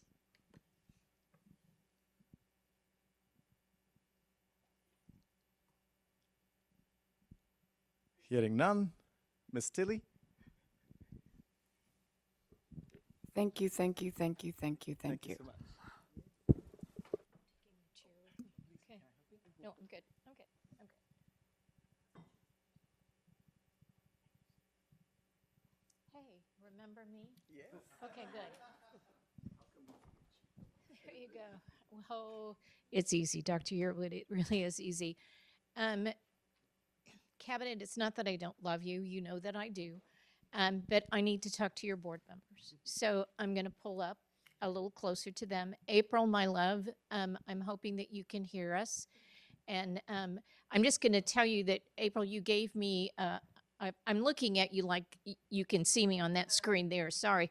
But you gave me a flashback to my childhood, and this will age me, of Max Headroom. Anybody else? Okay, thank you. All right, I'm glad. And the others of you are looking at me going, who? What? Oh, you're too young. Okay. All right, to know and to remember. But anyway, I just want you to know, thank you, April, for that flashback, because it made me feel 16 again as well.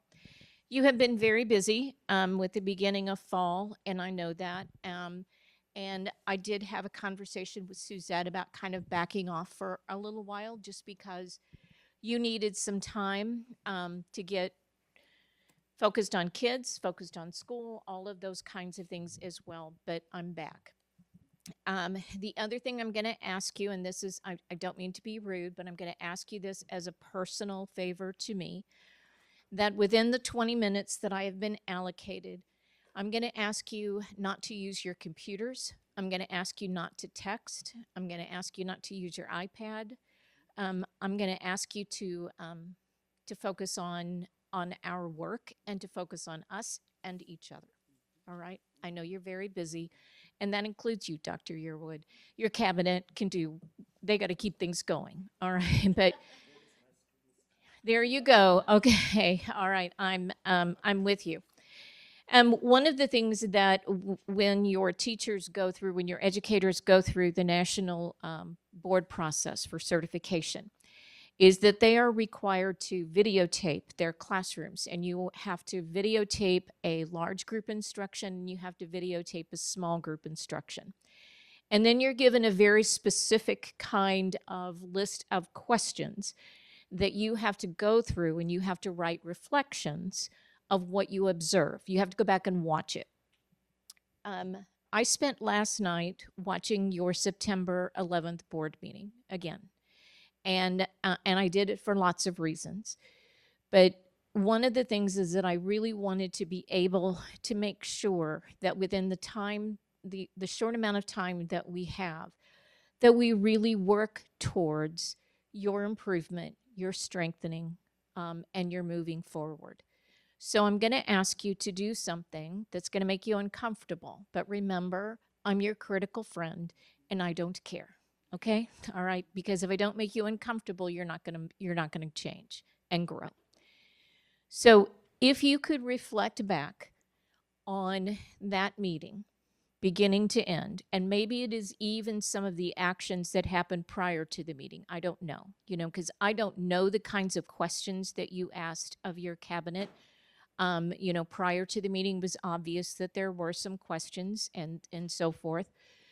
So I'm going to ask you to think back, and you're not going to expect this question, but I'm going to ask you, from what you have remember, what were some examples of either some individual or group actions that are reflective of what you know is effective governance? In other words, what did you do well? And I don't want you to talk yet because you need a minute to think.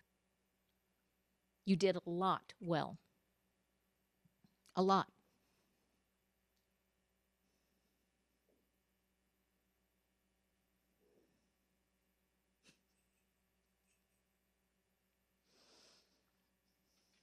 I'm only grinning at John. John, it's John's face. Yeah, okay, all right, that does it every time.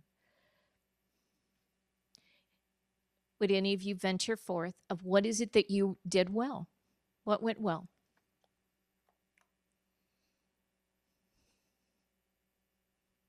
Go, John.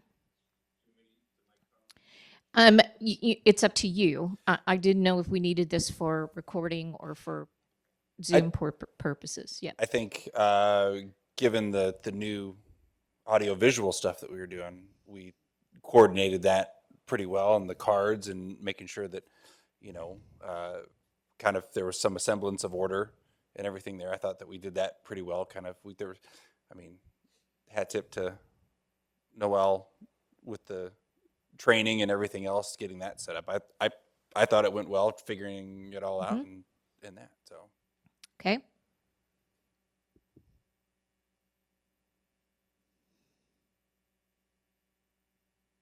Yes, Jean. Overall, I think we did well in terms of where there were questions and concerns, articulating what the specific concern was, in terms of trying to meet what individual board members were viewing as their responsibility to the district, in looking at what we should or shouldn't be approving or not approving or moving forward or having additional discussion on. Some of it maybe could have been done more in advance, but I think that there's a point where when the vote is coming, you have to feel comfortable voting. And so I think overall, board members and all of us did a pretty good job of making sure each person that they felt comfortable being able to enter into a vote. Okay. And this was during the consent agenda section. Is what you're referring to. Yes, because we actually had no conversations about the non-consent agenda items. Okay. All right. Fair point. I'm not going to let the rest of you off. Everybody's going to have to say something. So And I can do it like I did in school of pulling out the popsicle sticks and go, ooh, look, there's Paul's name. Guess what? There's Paul's name. You know, I think that the meeting. I agree that the meeting was run in an orderly fashion, and that things progressed for the most part very well, and that people were able to ask the appropriate questions that they needed for most of the items on the agenda. Okay. Blake, are you ready? Yeah, we discussed in some form or fashion, or at least got presented academic data. A lot. Okay. All right. You did have data. You focused on data. Karen, my love. We spent time listening and respecting each other, especially when there was a point of disagreement. That was important. When did that occur? Well, if I'm remembering correctly. Mm-hmm. Okay. I didn't see that in the September meeting, but that's okay. Yeah. It's all right. It's all right. We'll take that. Okay. All right. We'll take that. Okay. All right. And April, can April talk to us? All right. And so April, you're not off the hook, wherever you are in outer space. And so what went well? What were effective governance principles, practices that were demonstrated?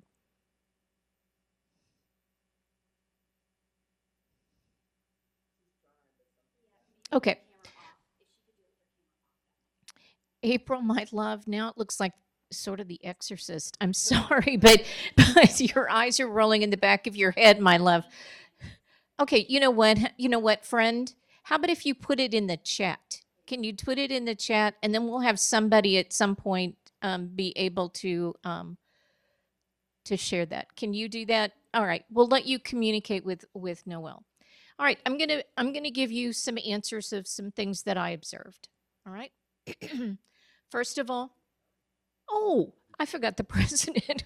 We did a student voice thing, Mhm. which we are going to do every month, and we endeavored to allocate the majority of the time of the meeting to talking about achievement and student voice, and we're tracking how much time we're spending on those things.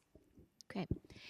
I yes, I was thrilled beyond belief. And what I wanted to, anyway, I was just extremely happy to see that you have that student moment, because we had talked about the importance of elevating student voice, focusing on your scholars, focusing on the good things that are happening. I thought the workplace development presentation was astronomically wonderful and informational to our community, if they are paying attention, as they should, of the multi layers of this district and what's happening. Because a lot of times the only thing that will come to the surface, especially in our community, for those of us who are non-educators, is just map data, assessment data, attendance data, all of those kinds of things, and we miss those nuances. And so I just, congratulations on that. I am going to share with you that one of the things too that the St. Louis board is doing is that they have, they bring in fine arts, and they have, oh, I must have struck something on her, is that, go Yes, ahead, we're sweetie. going to start having student musical performances at the beginning of the board meeting, like as prelude music. So our new director of fine arts, I reached out to her, and she sent it out to her band and orchestra and choir. And so we're going to have student musical performance. Okay, all right. And I'm going to share, they even had the little kids, because we did square dancing, in PE, when in the elementary.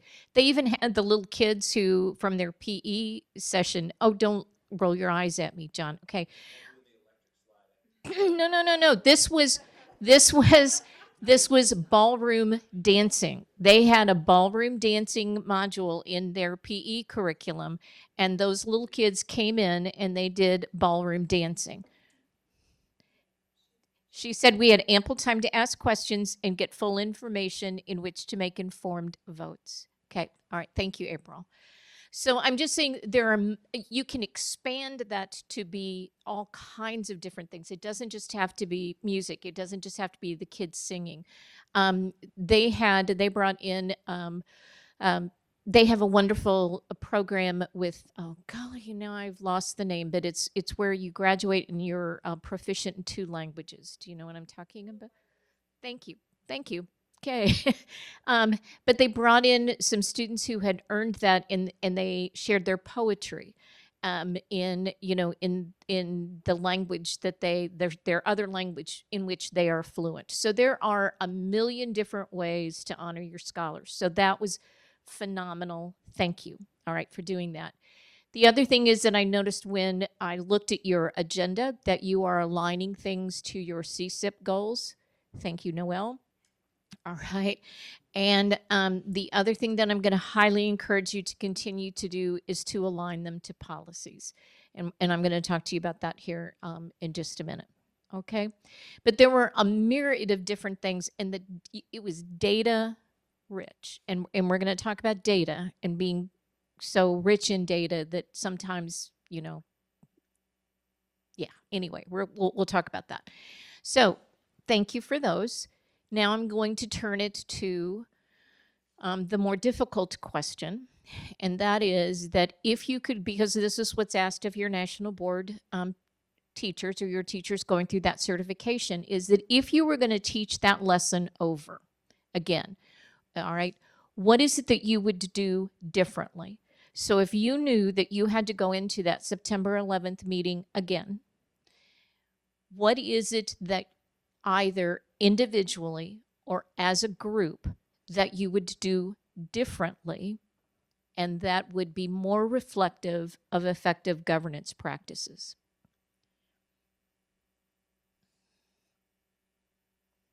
I know you're in a public meeting. I know it's hard.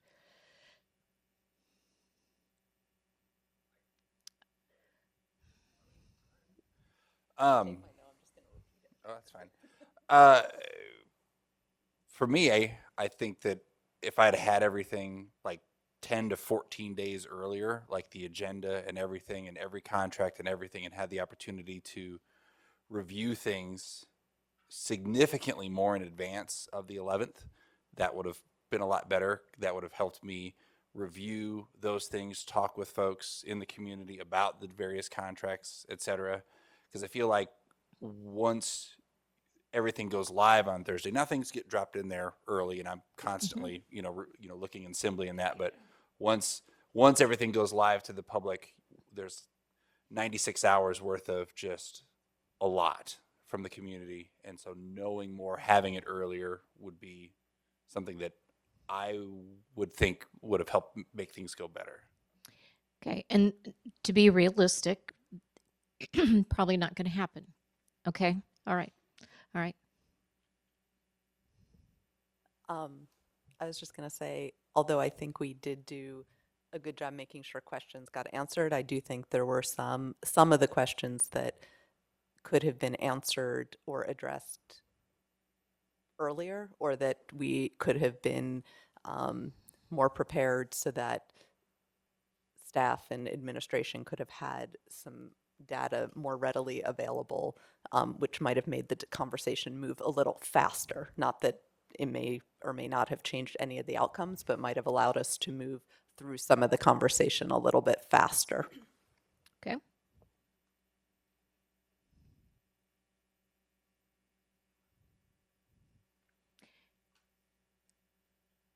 April is wanting to, you to be able to summarize my questions, and just know, April and my friends, I will send you a follow-up email. I'll ask for Noelle to put it into the minutes, and it will have a summary of that. Okay.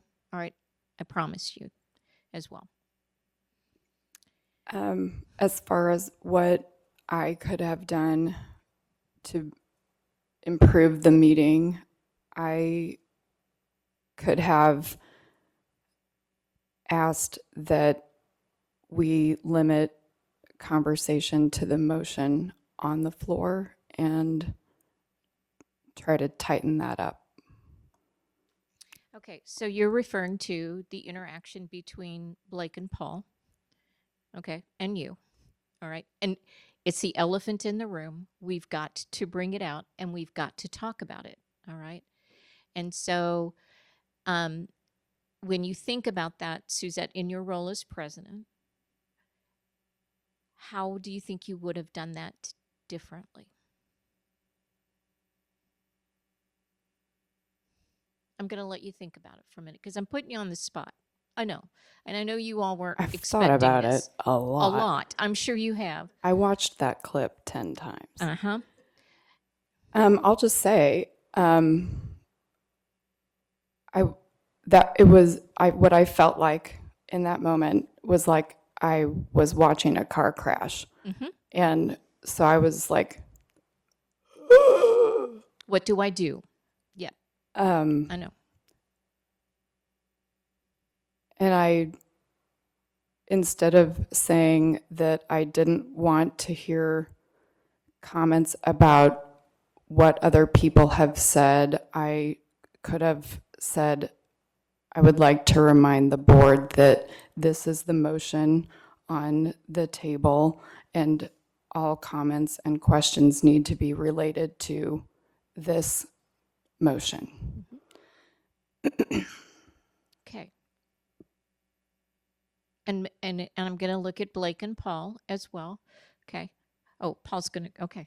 All Go right. for it. Yeah, I mean, I had a point of order that I did not articulate well at all. Okay. And I should have stated that I was making a procedural point, and that and I should have articulated that the discussion had gotten off topic from the point on the floor, and done it in a better way rather than letting some frustration come to the forefront. Right. Okay. Do you want to talk at all? Do you want to share what you were thinking? You don't want to. Okay. Okay. All right. Okay. And so the others who were there, all right, thoughts, reflections.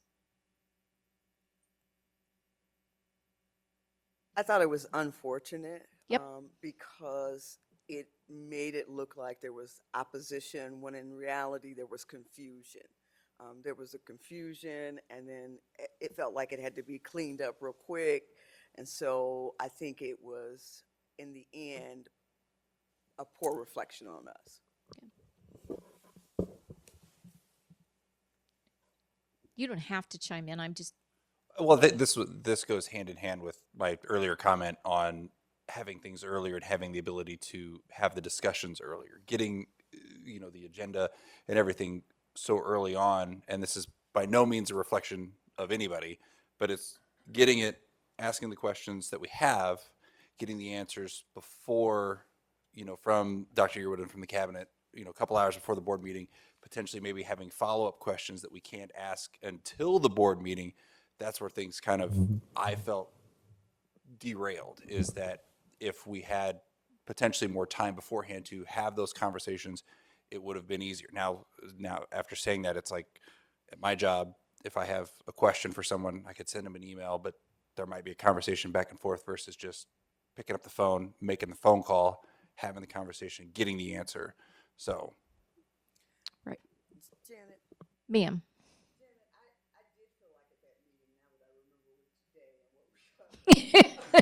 What month it is?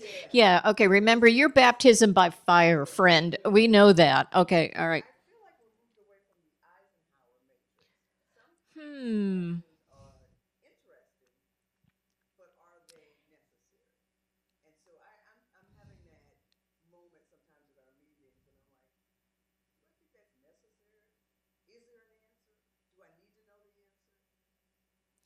Okay, all right, I'm sending you $20 later, all right, for remembering the Eisenhower matrix. Thank you very much. There's all kinds of theories about small group interaction and what happens, as you progress. There's the Tuckman model, there's all those other kinds of things.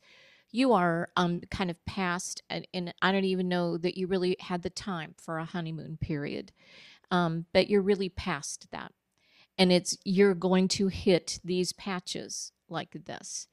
And so one of the things that you have to remember is that it really is okay, even though you are in a meeting, even though you've got cameras on you, even though you've got all these people out here watching everything that you do and reporting, that it is okay to pause and to take a minute, because then it allows you to use your frontal cortex rather than your limbic system. Because what I saw is that many of you it is like a car wreck, and it's like you're not able to access the logical, all right, kind of thing, that you go directly into the kind of that reactive and emotional type of thing as well. And so the other thing that I want to remind you of there are two. One of them is that there is no single person to blame for September 11th. I mean, I don't mean, there were a whole lot of people to blame. Okay, you had your September 11th. All right, but each one of you, all right, carries a responsibility. I don't know what April's saying behind my head. So, okay. All right, as well. Okay, she has responded, and she says, I was disappointed and felt like I was doing a very, very bad job of articulating my concerns with the item on the table. I don't know how I could have articulated it better. Okay, and so April, my love, that's something that I hope that moving forward is something that we can work on. I ran across, you're going to go, why in the world what does it have to do with board governance? But there's a young lady in my office whom I have adopted, and I love her dearly. She became engaged. She didn't ask my permission ahead of time, and I have never met her fiance. So I made her bring him to the office one afternoon, and I had questions for him. And the questions that I asked him is not about, how much money do you make, that kind of thing, or, what are your intentions with my adopted daughter and blah, blah, blah. Although I did want to ask those questions. I asked him this question instead. And I said, when you look at, and I'll just give her the name Beth. Okay, well, that's not her name. But when you look at Beth, what is it that you want for her? And he just looked at me, and he started with the platitudes of, well, I want her to be happy. I want her to be, whatever. And I'm like, I don't want platitudes. All right. I want to know, what is it that you want for her? And not for her to do or to change or whatever to please you, but what is it that you want for her? And I want you to think about that question. And I want you to think about it in terms of each individual board member and for you as a group. For example, for Suzette, I want very much for you to be successful as the board president for CPS and to feel confident in your skill set and your knowledge for the rest of the year. All right? And so it's not about, here's what I need you to do for me, but rather, what is it that I really want for you? And the other thing is that I have to consider whether or not I am sincere in saying that. Do I really want you to succeed? Or do I want to chop you off at the knees? Okay. Which we don't, all right, because that's not good for any of us. But you have to think about it and think about it sincerely, And I want for each of you to be good, strong, governance-led board members and not be reactive, not be, go after each other. I want you to have a true sense of unity and coherence as you move forward with your students. And you can either think that, I don't know if I'm on or not. I think I'm on. All right, okay. And you can either, I don't know what each of you is thinking individually as to whether or not you feel like I am sincere with that or not, but that's, I can't control your feelings and thoughts. I can control mine. And so just know you're going to have these rough spots. The other thing too is that remember your values. You had those up on a slide at the very beginning, and one of those values is grace. Okay? People are going to make missteps. They're going to make mistakes. They're going to step on your toes. They're going to make you mad. All right? But part of it is that we have to be able to practice those values that we are professing are what guiding our district as well. They belong to you just as much as they belong to the kids. Okay? And so conflict is normal, but you have to be able to stop and you have to navigate through it. And you have to know that you're not married to any of these people. You don't have to take them, you don't have to take them home with you, or anything like that. All right? Or whatever. But you have to rise above and you have to say, I'm sorry when you make mistakes. Okay? And then we have to accept those apologies and move on. Okay? All right. I am not done. Okay. I still got a couple more things for you. All right. So I left you alone for a lot of, the first 6 weeks or so prior to school. I didn't want to, but I did. And so now I have this angst about all of these things that I need to be sharing with you and doing with you and asking you to let me back into your lives and your work again. I would like very much for you. I am gonna, April, if you're out there, my friend, I am gonna put this in an email to you, and we'll make it part of the minutes. But I'm gonna give you some homework between now and October, when I hopefully get to see you again. I want you to go back to that September 11th meeting. And I want you, please, to watch again the segment where your two cabinet members, and I don't know your new titles, so you're just Dr. Moore and Dr. Porter. You're my Helen. All right. Okay. All right. Okay. I want you to watch those segments again. All right.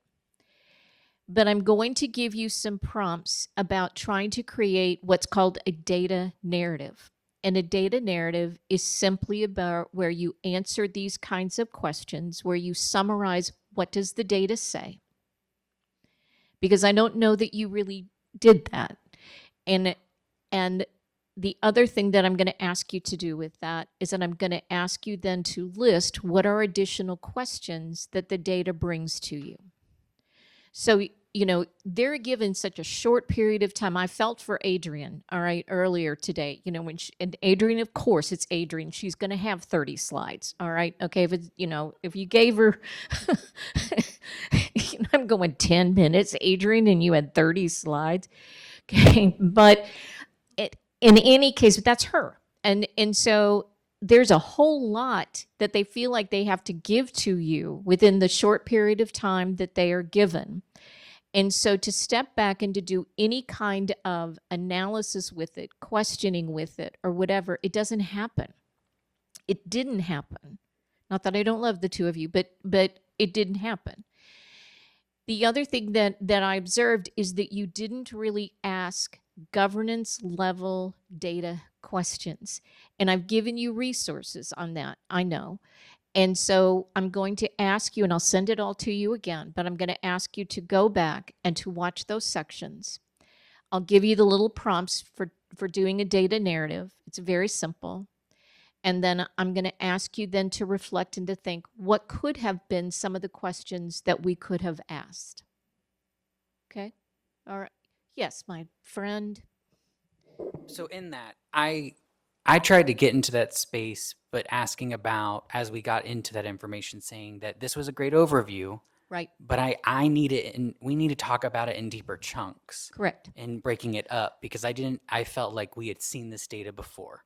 Okay. And not putting it on anyone in that kind of space. But that's kind of why I made that statement, is due to the fact of what you're talking about, is that it was great, but, and I gave that example of, if we're seeing that, if we really want to target K2 literacy and ELA, and we're seeing that, oh, our classroom sizes are really large in these areas, and we know that research points to smaller class sizes helps with that, then maybe that then makes for the next 3 years, we're going to say our K2 buildings are going to have a smaller class size than what the average class size is for all our other grades, right? So that's why I made that comment and statement in that space. And I And hope so you- is that governance or is that not? That's where I'm getting into my question. Okay, I all guess. right, all right.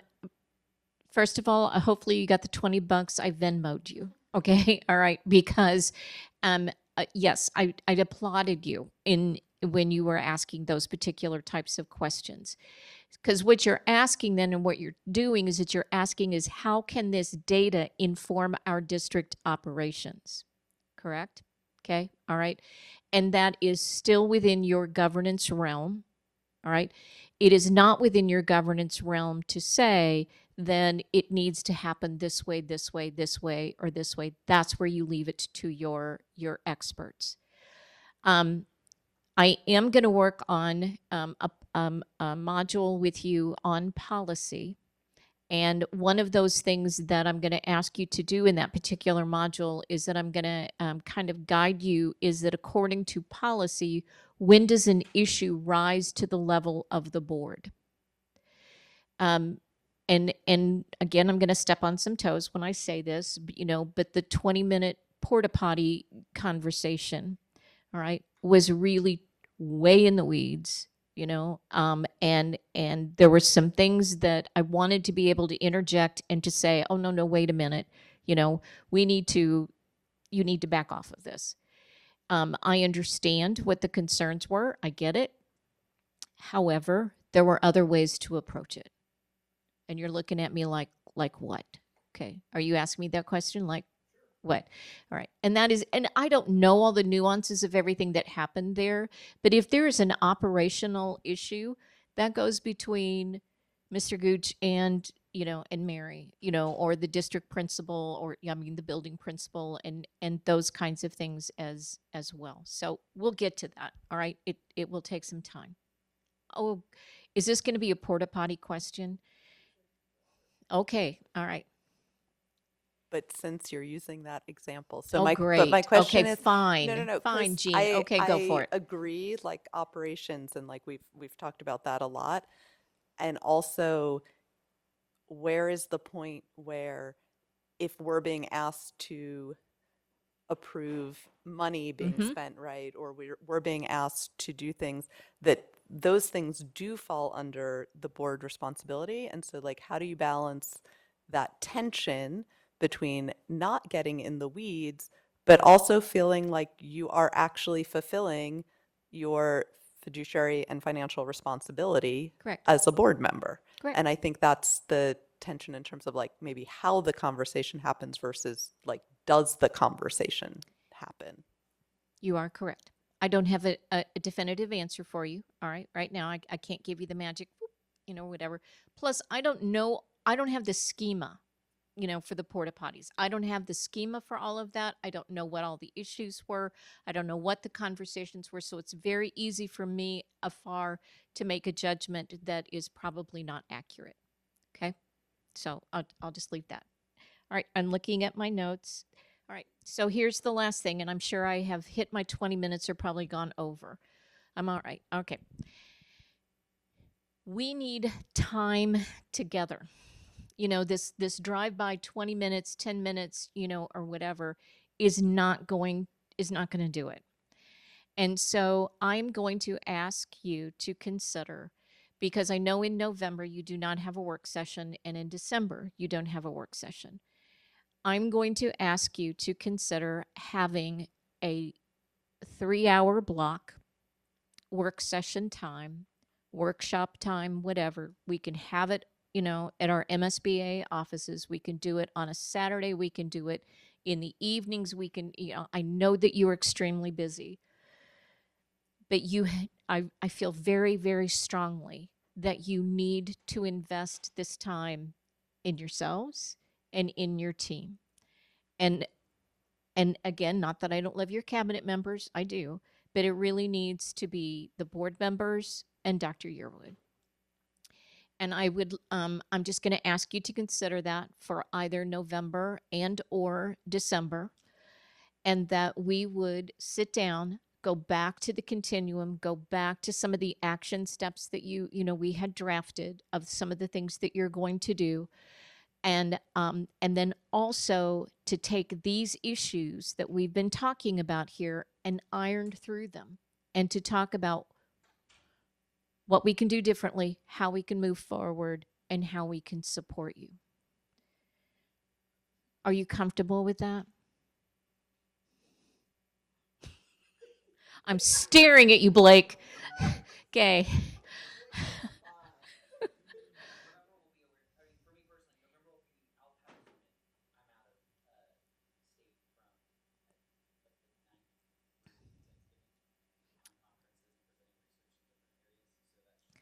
What, you're doing your job and trying to finish a doctorate, and yeah, all right. Okay, then let's look at maybe October, maybe, or at least in December. All right, and we don't have to travel far, and if the weather gets nasty or something like that, it's whatever. I'll bring snacks. Okay, all right, there'll be snacks, or whatever. But again, I will follow up with in kind of my notes to Noelle and to you, of just asking if you can look to see if there is a time to be able to do that. I have been remiss in taking care of you because of some other responsibilities, and I'm having my teacher guilt feeling about it. Just know that. I will not be here for the October work session, and because I will be where April is, I hope. And it depends on if there's a government shutdown. We'll see. And if there is, I'll be here, but if not, I'll be there. So I am going to, again, and I'll put this in my minutes, Dr. Yearwood and Noelle, but I might ask if I could have just a few minutes at your regular board meeting in October. And again, just like 10 minutes. All right, just 10 minutes. And then just know that I can't, I have some things that I want to work on with these modules with you, but I won't be working on that until probably the first part of October. So like you, I'm running away for a week, but I will have no internet connection, and it's going to be awesome. It's going to be awesome. Okay. Are you okay? All right. Okay. So I haven't forgotten about putting you on our Brainier, our instructional learning system. I have the directions for doing that. I think I'll just send it with everything else that I send to you. And I will cue you when I have, modules put up there for you as well. Anything you want to say or ask me? Blake. How is St. Louis? Are they doing the 20-minute chunk of time? Like, how are you operating? I go to their work session every month. I usually have an hour with them at their work session, and then I do have kind of I started a group. It's via Zoom, but I meet with the leadership from Kansas City and the leadership from St. Louis twice a month on Fridays, and we do conversations, and they're putting their legislative priorities together and that kind of thing. So yes, it is hit and miss, and it's not as smooth as what I would like, but you know what, they're getting there, and they're doing they like you are they're featuring kids, they're aligning their agendas. They have a whole lot of policy work to do. Some of their policies, you think ours are old, some of them are from 1999. And so we need to, that's a huge chunk of it as well. Would you like to meet up with them at conference? Would you? Really? Yep, they're fun people, and they're not right in the head, and that's why that is why I love them. Okay, and that's why I think you all would get along really well with them, because none of you are right in the head either, and some of you, John, more than others. So there you go. I know. Yep, it's. Mm-hmm. Yep. Yeah. I still I don't go to their board meetings, their regular board meeting. I try not to go. I am next month only because of an issue, but I do watch them by Zoom, or whatever. I try to be at yours physically because I'm usually here, and if I'm not here physically, I do either watch you or I watch you, later on a Friday night with a drink, beverage or two. Yeah. No, I'm kidding. I am kidding. I don't do that. I do not do that. Oh, I do not. Okay.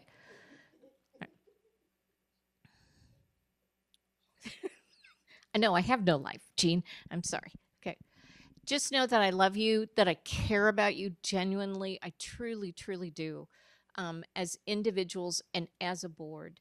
And if any of my actions are contrary to something with which you feel comfortable, you just need to please just share it with me and let me know. All right? Okay. And I'll stop hugging you in the grocery store. All right? Okay.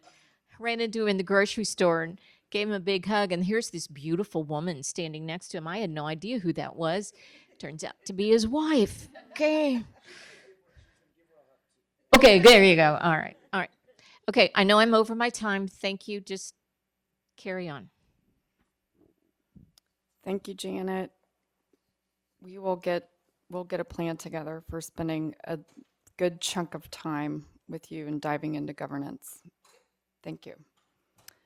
We're going to pivot real quick to our Belcher Scholarship discussion. This is an easy one. We just wanted to go over the timeline of how that's going to happen.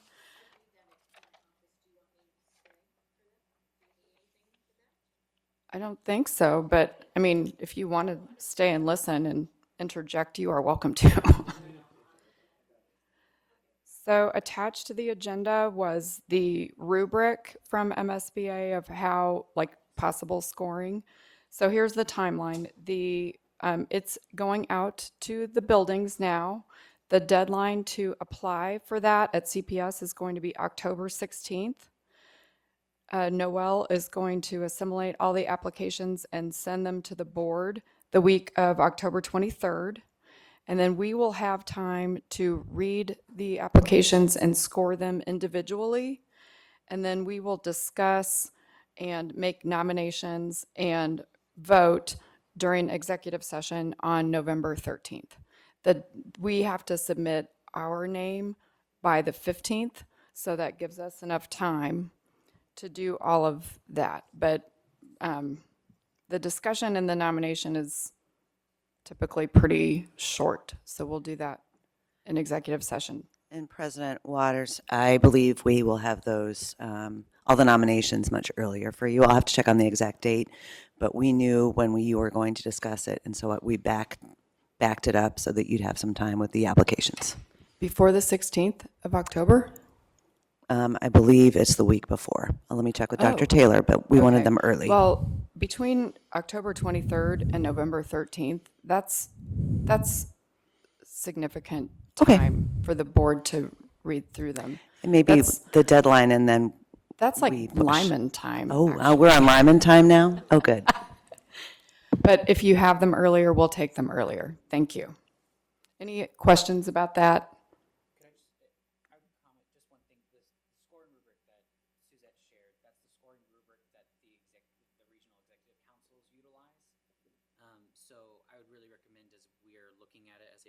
To be using that too, because the Region 6 Executive Council, when they take in all of those applications that each individual the school districts in our region sent, they're going to be using that same rubric to make their decision on who they select to then go to the MSBA Board of Directors for them to score similarly to then decide who is the one state winner. All right. Well, we made it. We are 12 minutes early. Woohoo! Do I have a motion to adjourn to closed session? Who has that? I motion that we adjourn to close this session out. Well, we have usually language that has the specific citations. Okay, okay, I will. Yes. Okay. Wait, where is it though? It's Oh, okay. I motion to adjourn this executive session. Is that right? two executive session. Two, okay, thank you.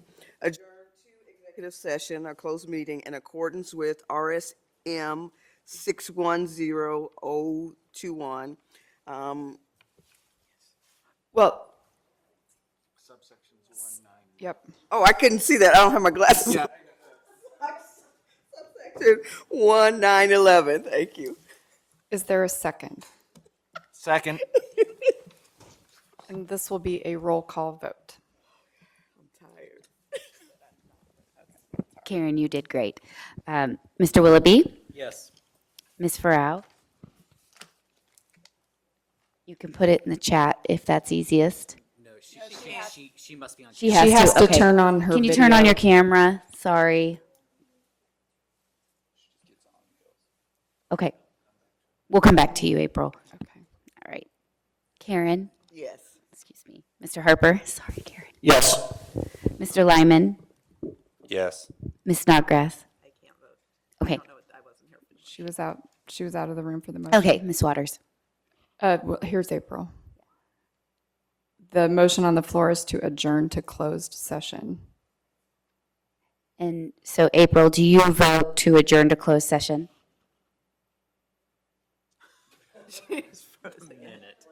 Oh. She, Well, yeah, but she has to verbally say it in these when we go. Okay, I see Okay. it. It was yes. I saw it. Okay. that's what Okay. and I vote yes. Okay, great. Okay, Thanks. we are adjourned to closed session.